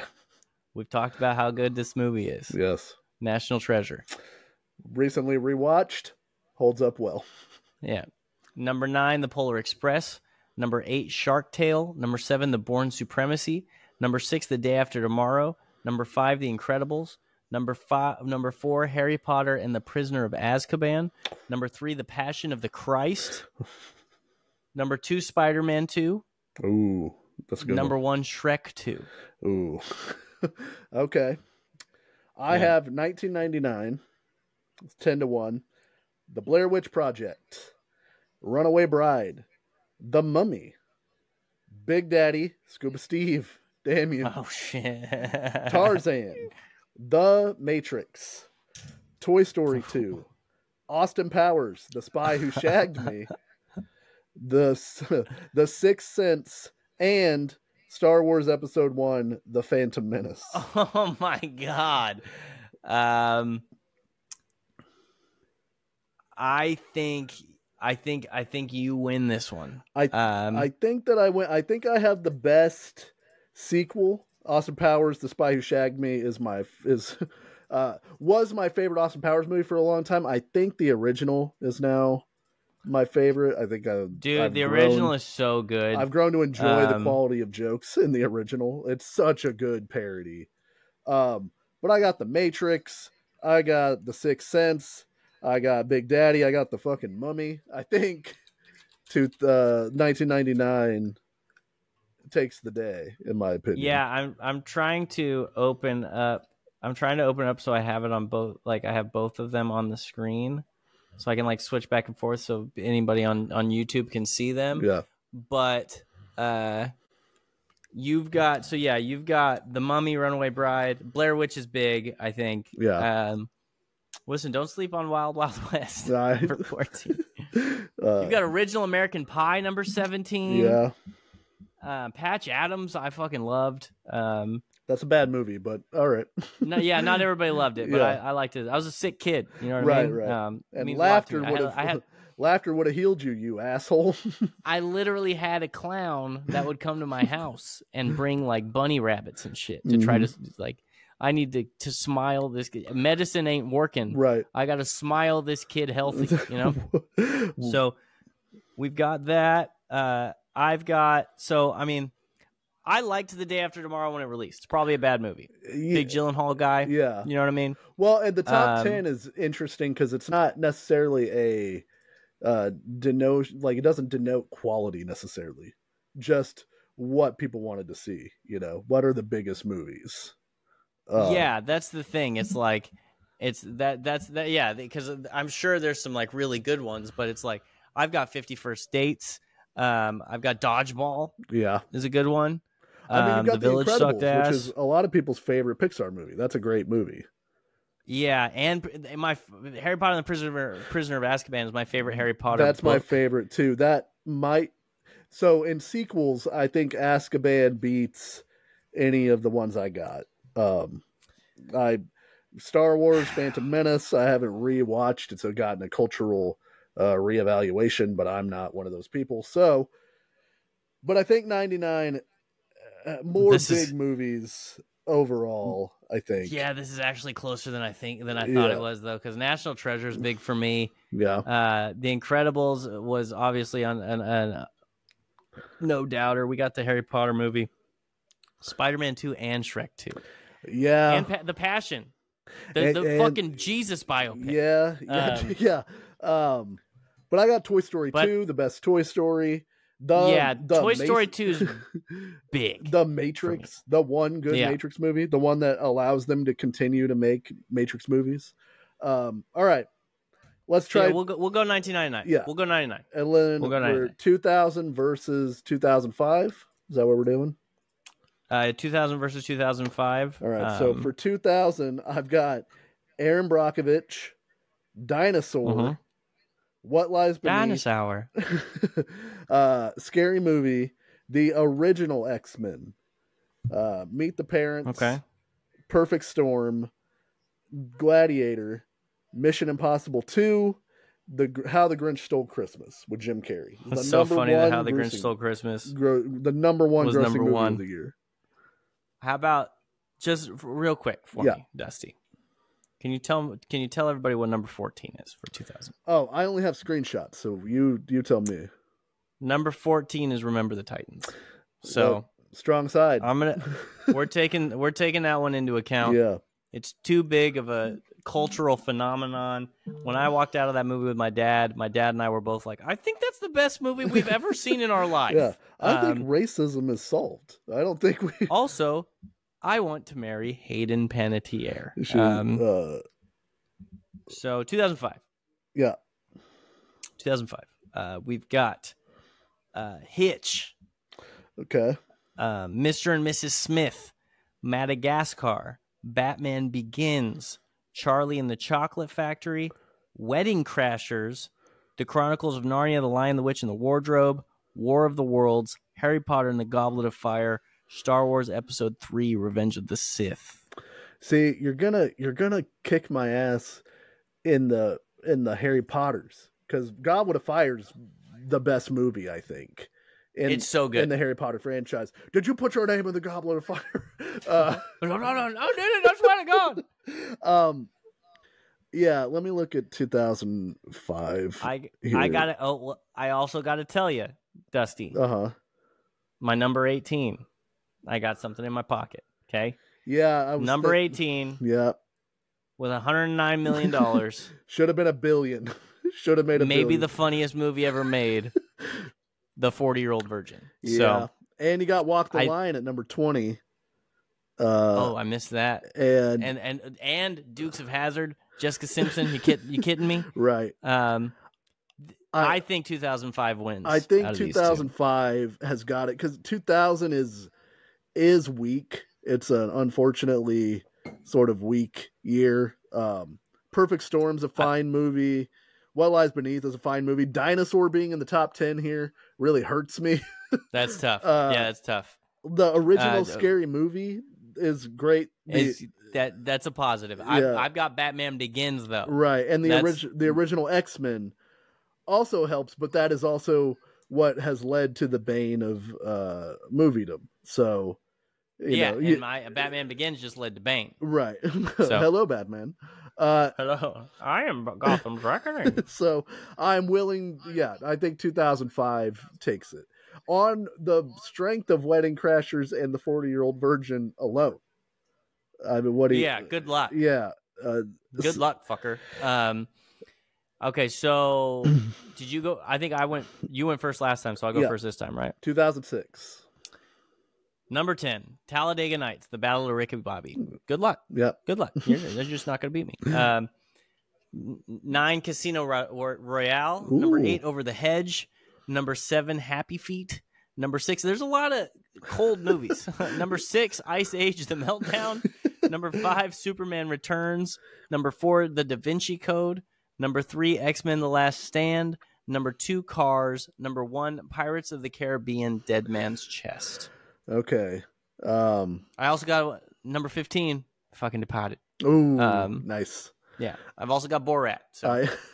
I have number 10, The Lord of the Rings, The Fellowship of the Ring.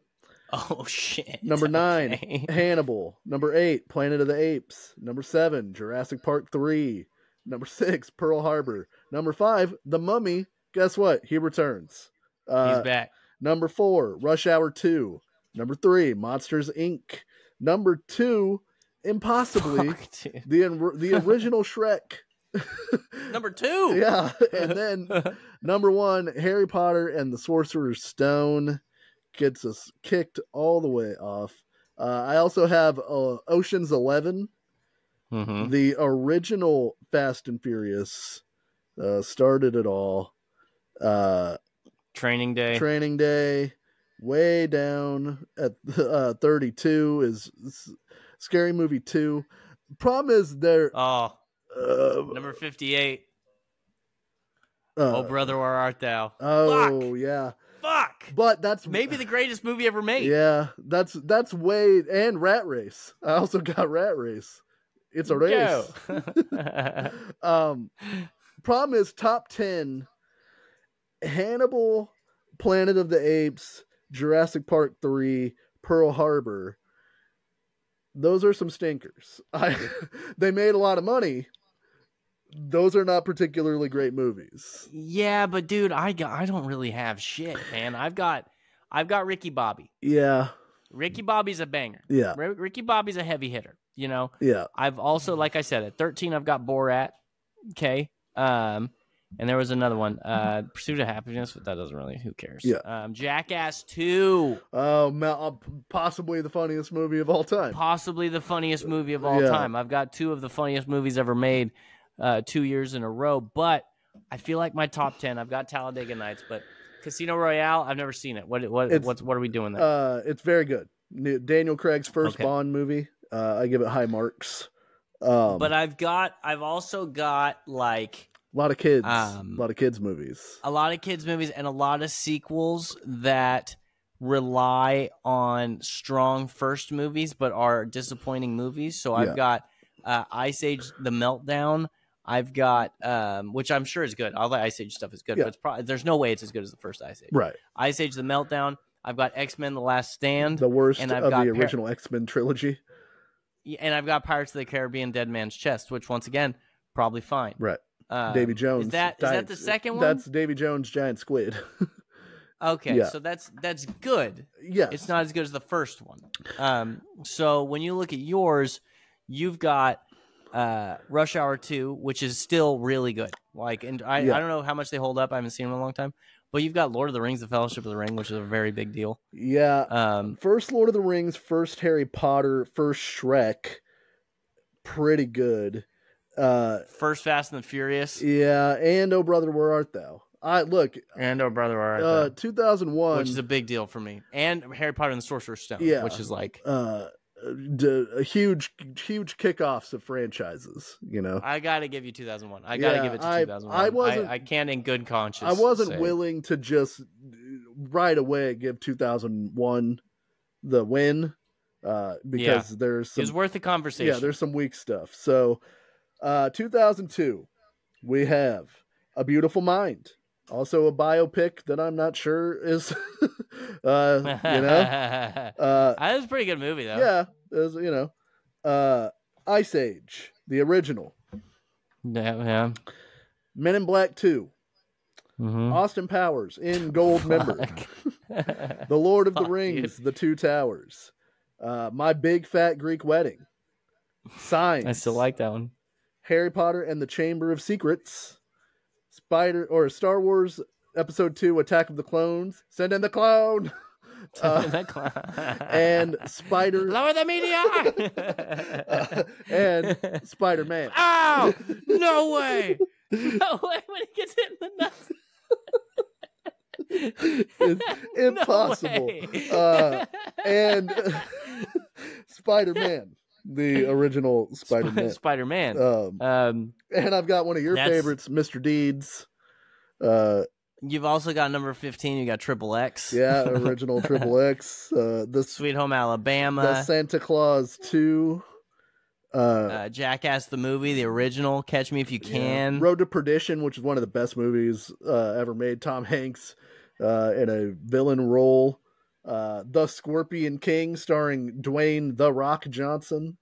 You've also got The Master of Disguise, which, have I talked about this on the podcast? Have I told you? No, but the Turtle Man, I'm aware of your love of the turtle. Am I not turtley enough for the Turtle Club? I heard this recently, and I don't know if it's true or not. It's a stupid bit, but I've heard this recently, and I don't know if it's true or not. But if it's true, it's the funniest thing ever, and I have to try to verify this. Okay. Dana Carvey was dressed as the Turtle Man. I've heard this story, yeah. When he found out about 9/11. Yeah. on 9/11, they were shooting the "Am I not turtley enough for the Turtle Club" scene. And man, imagine dressed like that, and he has to be like, "Oh fuck! Did we shut down? Really? Did we shut down production? So much makeup. How many thousand people? He's wearing that turtle costume. Oh man. Anyway, 2007. Okay. Really strong showing. Really tough to beat showing from 2002, I think. 2002, pretty good. Number 10, The Simpsons movie. Okay. Number 9, I Am Legend. Number 8, Ratatouille. Number 7, 300. Number 6, The Bourne Ultimatum. Number 5, Harry Potter and the Order of the Phoenix. Number 4, Pirates of the Caribbean at World's End. Number 3, Transformers. Number 2, Shrek the Third. Number 1, Spider-Man 3. Now I have a question. Yeah. Is this the fourth one we've done? Yes. I started on the wrong year because I graduated in 2008. But I'm not going to go back and redo these things. We're not going to relitigate this situation. Okay. So you should have started on 2005. I guess. Okay. So anyway, we're just looking at what we were looking at. I just realized. So we'll, for fun, we'll look at 2008 after this. Okay. 2008, by the way, if you want to take, you should take credit because 2008 pretty good, kills everything. Really? Yeah.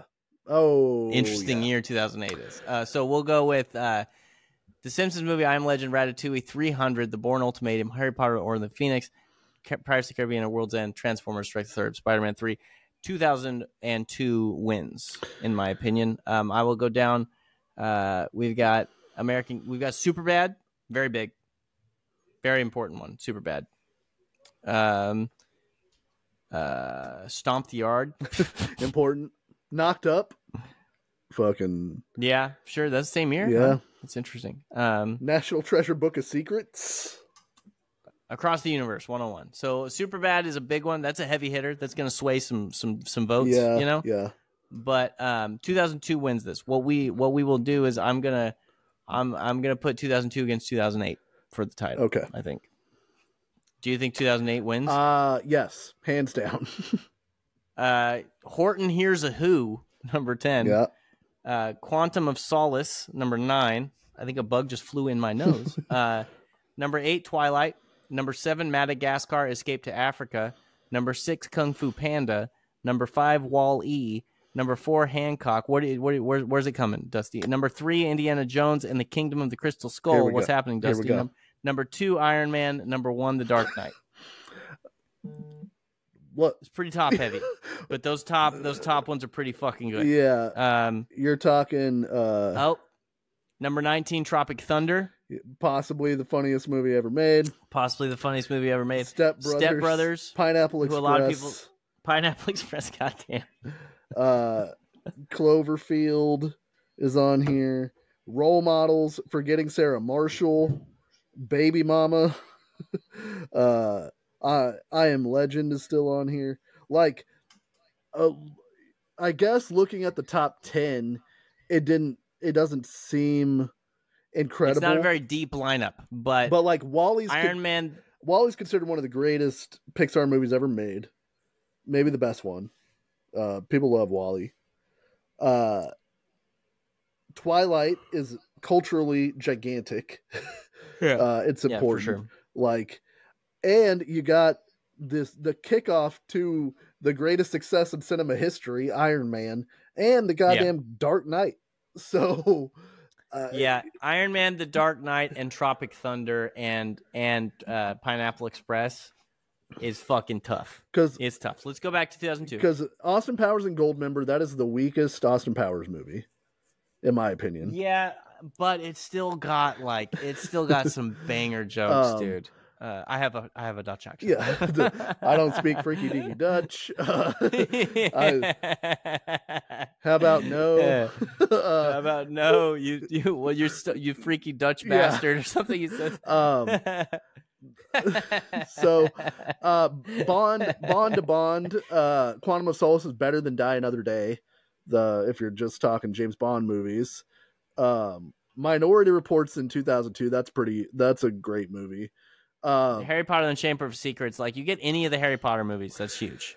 Yeah, but Lord of the Rings 2 Towers, dope, but it's not either the beginning or the conclusion, so I think it's the weakest of those three movies, even though I like it. You've also got 8 Mile and Black Hawk Down. Oh, yeah, pretty good. But like I still like for cultural relevance, and also you're talking at least in my opinion, Iron Man and The Dark Knight are 2 perfect movies. And there's nothing in 2002 in the top 10 that I would consider a 10 out of 10 movie.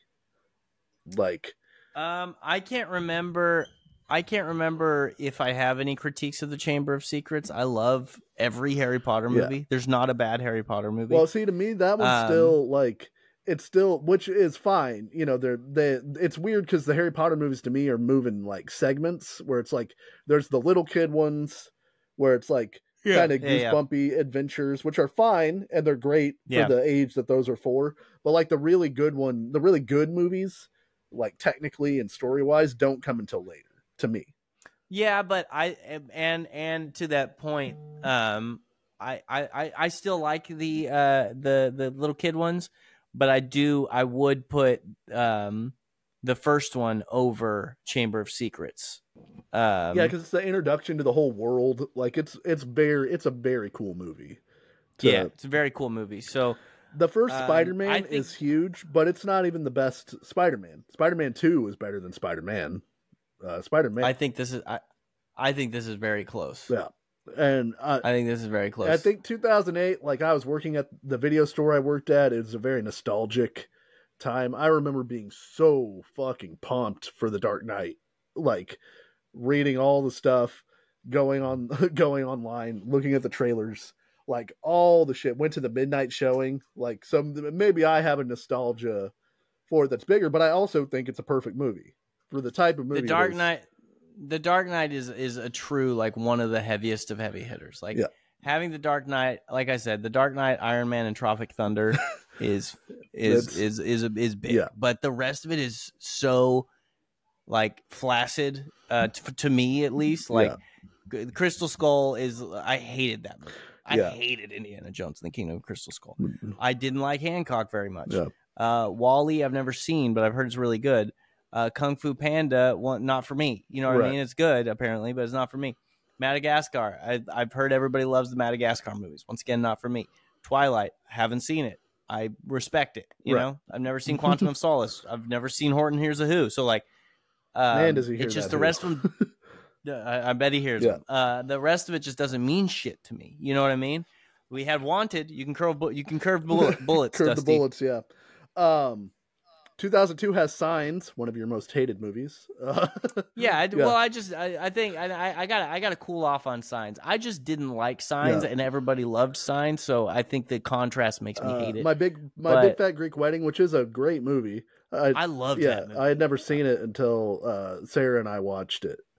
My mom loved that. That's a great movie. But for me, if it were me, I'd be voting 2008. I would be voting against myself. I'm trying to decide where I'm going with this, because 2002 also has The Rookie, which I think is a great movie. Oh yeah. That's man, that's tough, dude, because I love Catch Me If You Can too. And Ocean's 11 still bleeds into 2002. Yeah, Count of Monte Cristo is a fucking awesome movie from 2002. But Orange County, number 58. Yeah. Reign of Fire, about a future with dragons, with shaved head McConaughey. Hell yeah. All right, I think since we were going to, since I kind of messed up the years, this was kind of the tiebreaker. I'm cool calling this a tie. I know that's flaccid. No, I think that's fair. I think we're on different ends of the spectrum as far as like what we're looking for. I think 2002 beats 2007, because that's all sequels pretty much. 2002 definitely beats 2007. Even though the Simpsons movie is in 2007, and Wild Hogs, can't forget. I can't believe I'm voting against the year that had Wild Hogs and Ghost Rider and Evan Almighty, but and B movie. Sometimes you got to do some stuff. Sometimes you make for content. You make weird choices. I gotta be controversial. Okay, so we did that. I did 2007 also has No Country for Old Men, which is one of my favorite movies. Go fuck yourself. I do love No Country for Old Men, but I think we could call it a tie. I'm comfortable with that.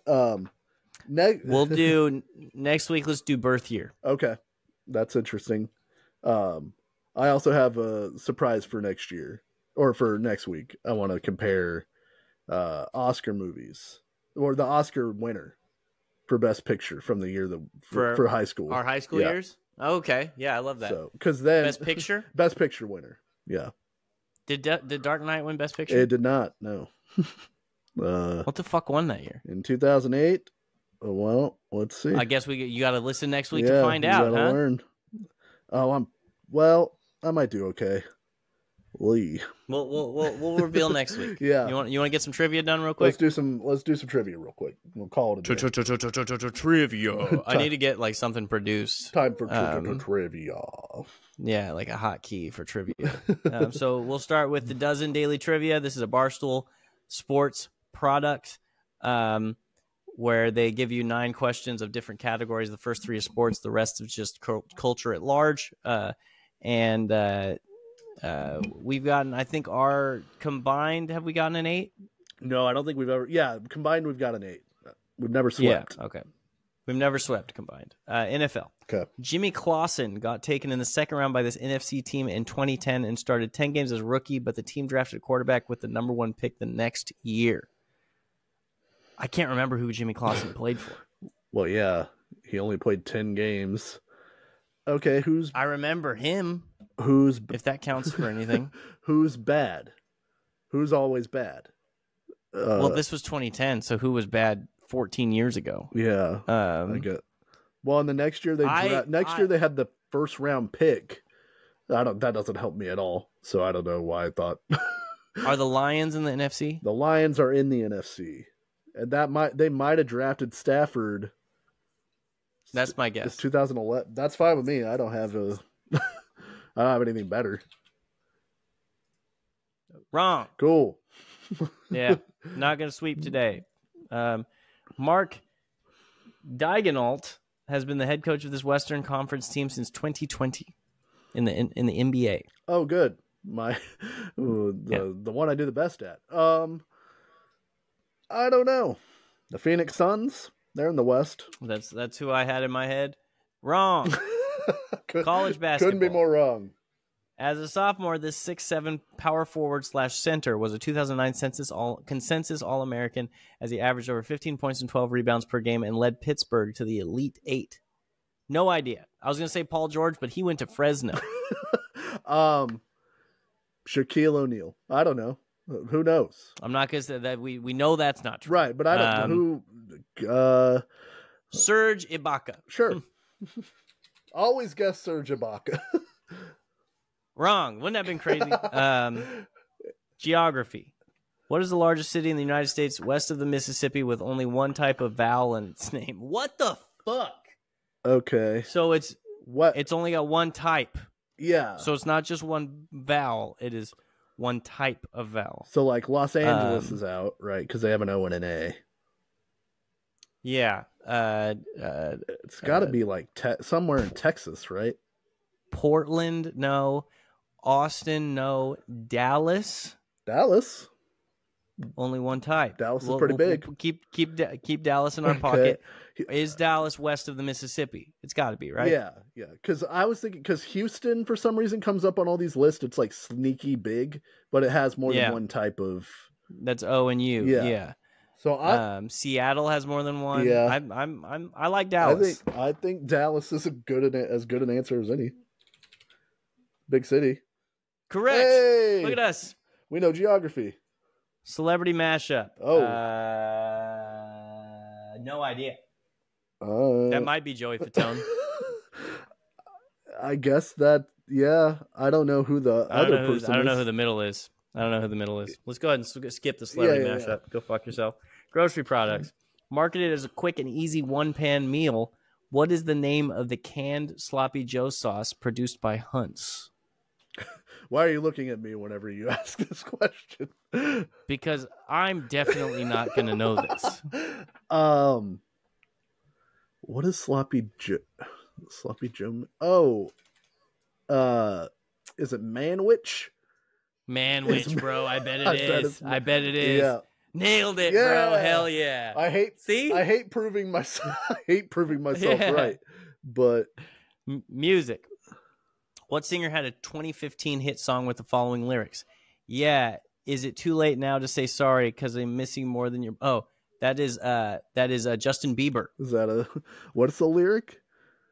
Yeah, is it too late to say sorry because I'm missing more than just your body? Is it too late now to say sorry? That was sure. It's Bieber. It's the Biebs. Okay. I will trust your instincts. Nailed that shit. Green. Movies. Since 2008, this woman has earned 4 Oscars nominations for her roles in The Help, Fences, Doubt, and Ma Rainey's Black Bottom. What is that lady's name? They always use this lady, and I don't know her fucking name, and I never know her name. Do you know her from something else you can... She's the lady in wait, this is a different girl. I'm racist. I was gonna say I thought it was the girl in what's that girl? That movie Ma?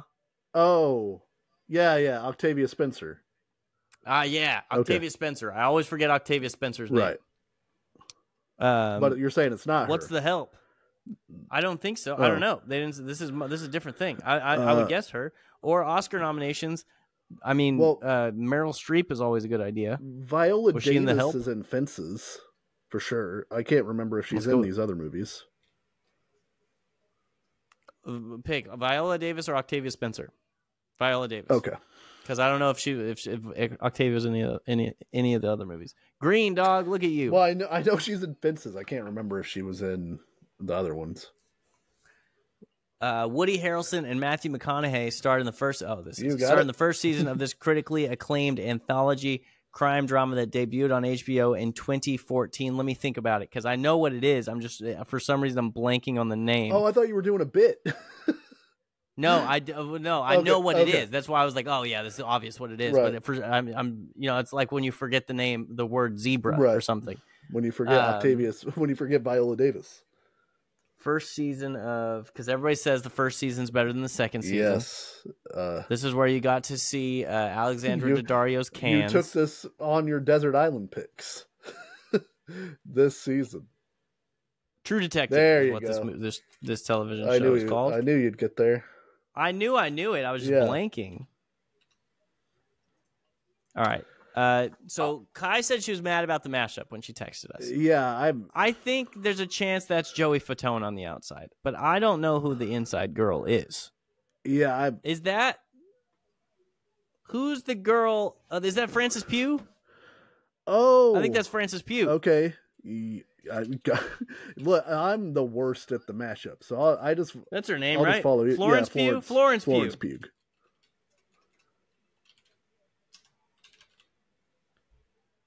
And then the outside, I'm thinking Joey Fatone, but I'm gonna be pissed if it's not. Okay. Yeah, there's like it's like salt and pepper hair.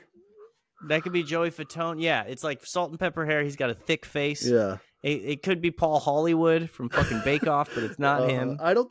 Do you think Paul Hollywood's famous enough to be on the mashup? He should be. Okay. If he's not, what about like people? That's kind of Alec Baldwin's look. It kind of is Alec Baldwin. That's a good one. But I think Alex older than that now, though. Yeah, I think I'm going Fatone. Yeah, you cool with me going Fatone? Yeah, Fatone was my first thought when you said it. I was like, oh yeah, that does look like Joey Fatone. I got it wrong. All right, let's double dip. Florence Pugh is correct. Okay, so we're halfway there. Is it Baldwin then? I'm gonna try Baldwin. Okay. Fucking murderer. It is Baldwin. Hey! You nailed it, dude. Impossibly. Yeah. Improbably.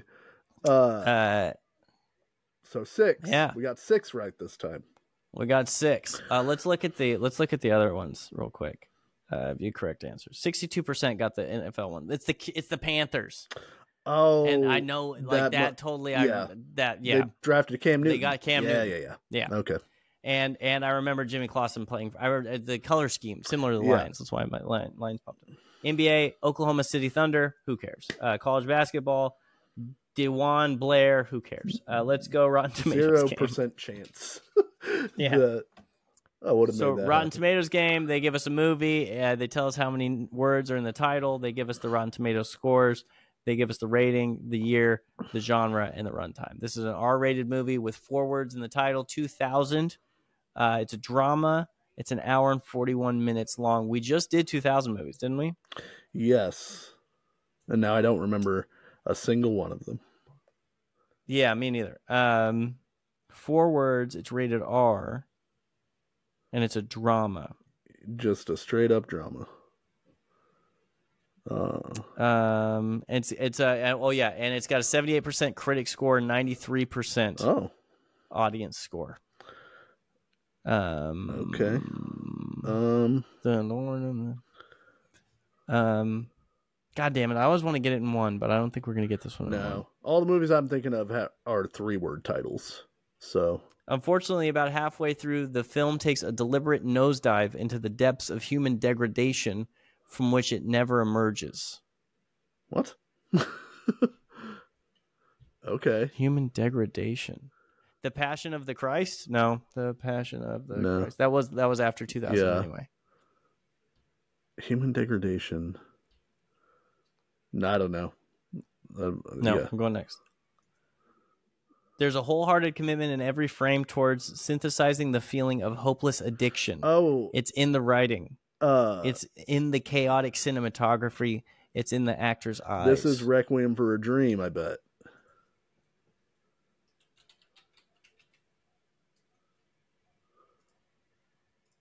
Nailed it. I wouldn't have gotten that one. I would never have gotten that one. I'm surprised. Okay, so that has, of course, it has a much higher fan score. People eating that shit up. Well, all right, we'll do movie to movie, and then we'll call it. Well, that's a one-time watch, by the way, for the old Dustman Requiem for a Dream. Jesus Christ, Dr. Strangelove to the Matrix. Okay. I don't know who's in Dr. Strangelove. I know one guy in it. Let's see what the cast of Dr. Strangelove is, and then I'll tell you if I can do it. Probably. Peter Sellers, George C. Scott, Sterling Hayden, Keenan Wynn, Slim Pickens, Peter Bull, James Earl Jones, Tracy Reed, Jack Creeley, Frank Berry, Robert O'Neill. Do we know Glenn Beck? What the fuck? Do we know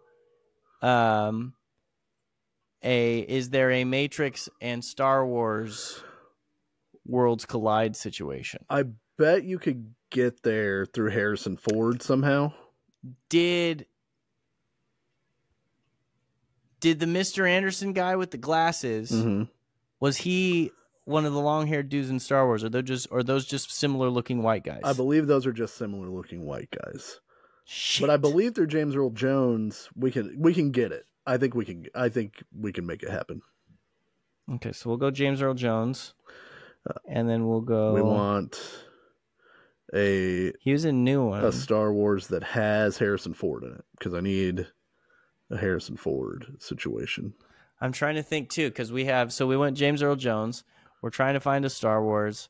So basically, guys, we have to pick. James Earl Jones was in this movie. Was in this movie.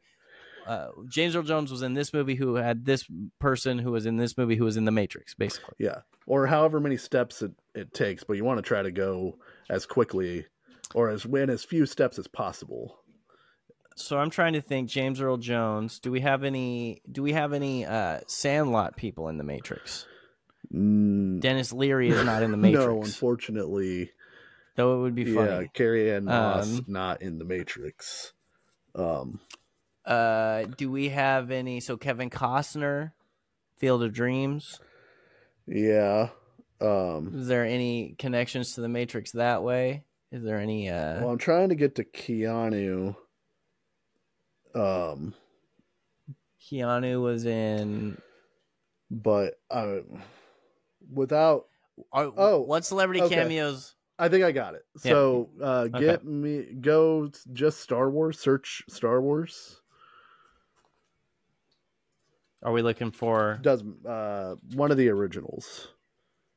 So episode 1977. Yeah. So then we want to go Harrison Ford, who was in a movie called The Devil's Own. Jesus Christ. With Brad Pitt, who I believe was in Interview with the Vampire. Oh shit. Is Keanu in Interview with the Vampire? Because that's where my brain is. Do you want me to click it? Yeah, let's see. Because he's either in that or he's in... Nope. Shit. Okay. You've led us astray, Dusty. I could still get us there, I think. Is Banderas in anything with Keanu? Because now we're thinking, who else is in The Matrix? Was Halle Berry in a Matrix movie? No. Carrie-Anne Moss, Hugo Weaving. Is Natalie Portman in a movie with any of these? See, Hugo Weaving, I think, was in. He wasn't in Star Wars. No, he's in Lord of the Rings. Oh, that's what it is with the long hair. Portman, that's where I'm fucked up. Is Portman in a movie with any of these people?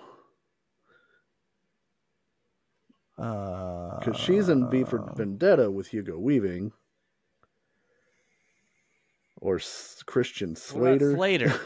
Slater's in some weird shit back in the day. That might get us somewhere. Or if we can get to Swayze.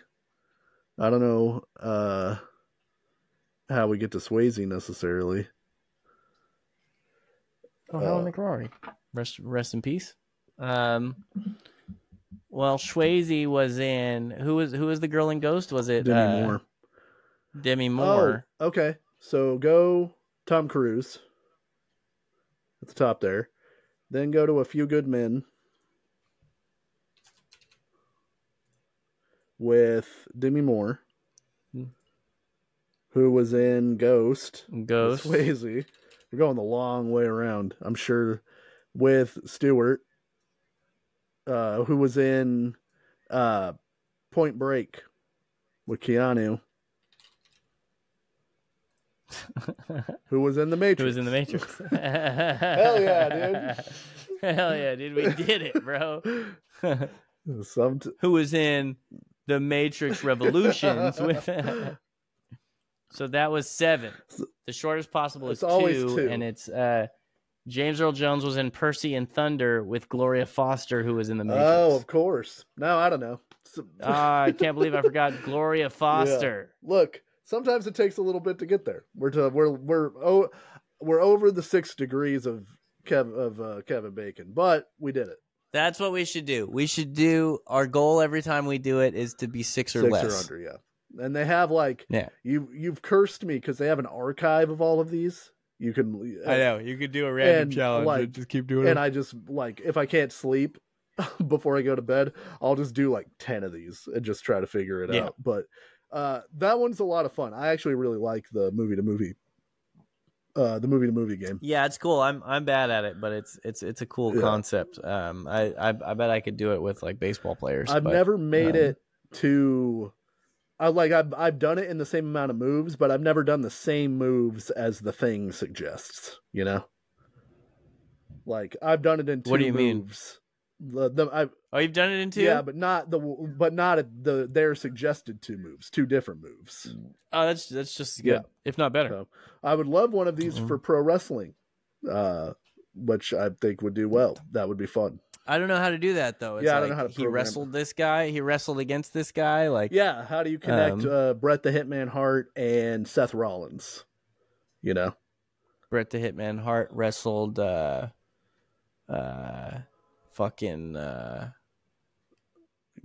definitely wrestled Goldberg. We know he wrestled Goldberg. Who wrestled Lesnar? Who's wrestled Seth Rollins? Oh, there you go. So something like that. You know. Yeah, well, that's probably the shortest, right? Because I doubt there's anything, because there's not Bret the Hitman Hart wrestled somebody directly who wrestled Seth Rollins. Maybe who's a super young guy.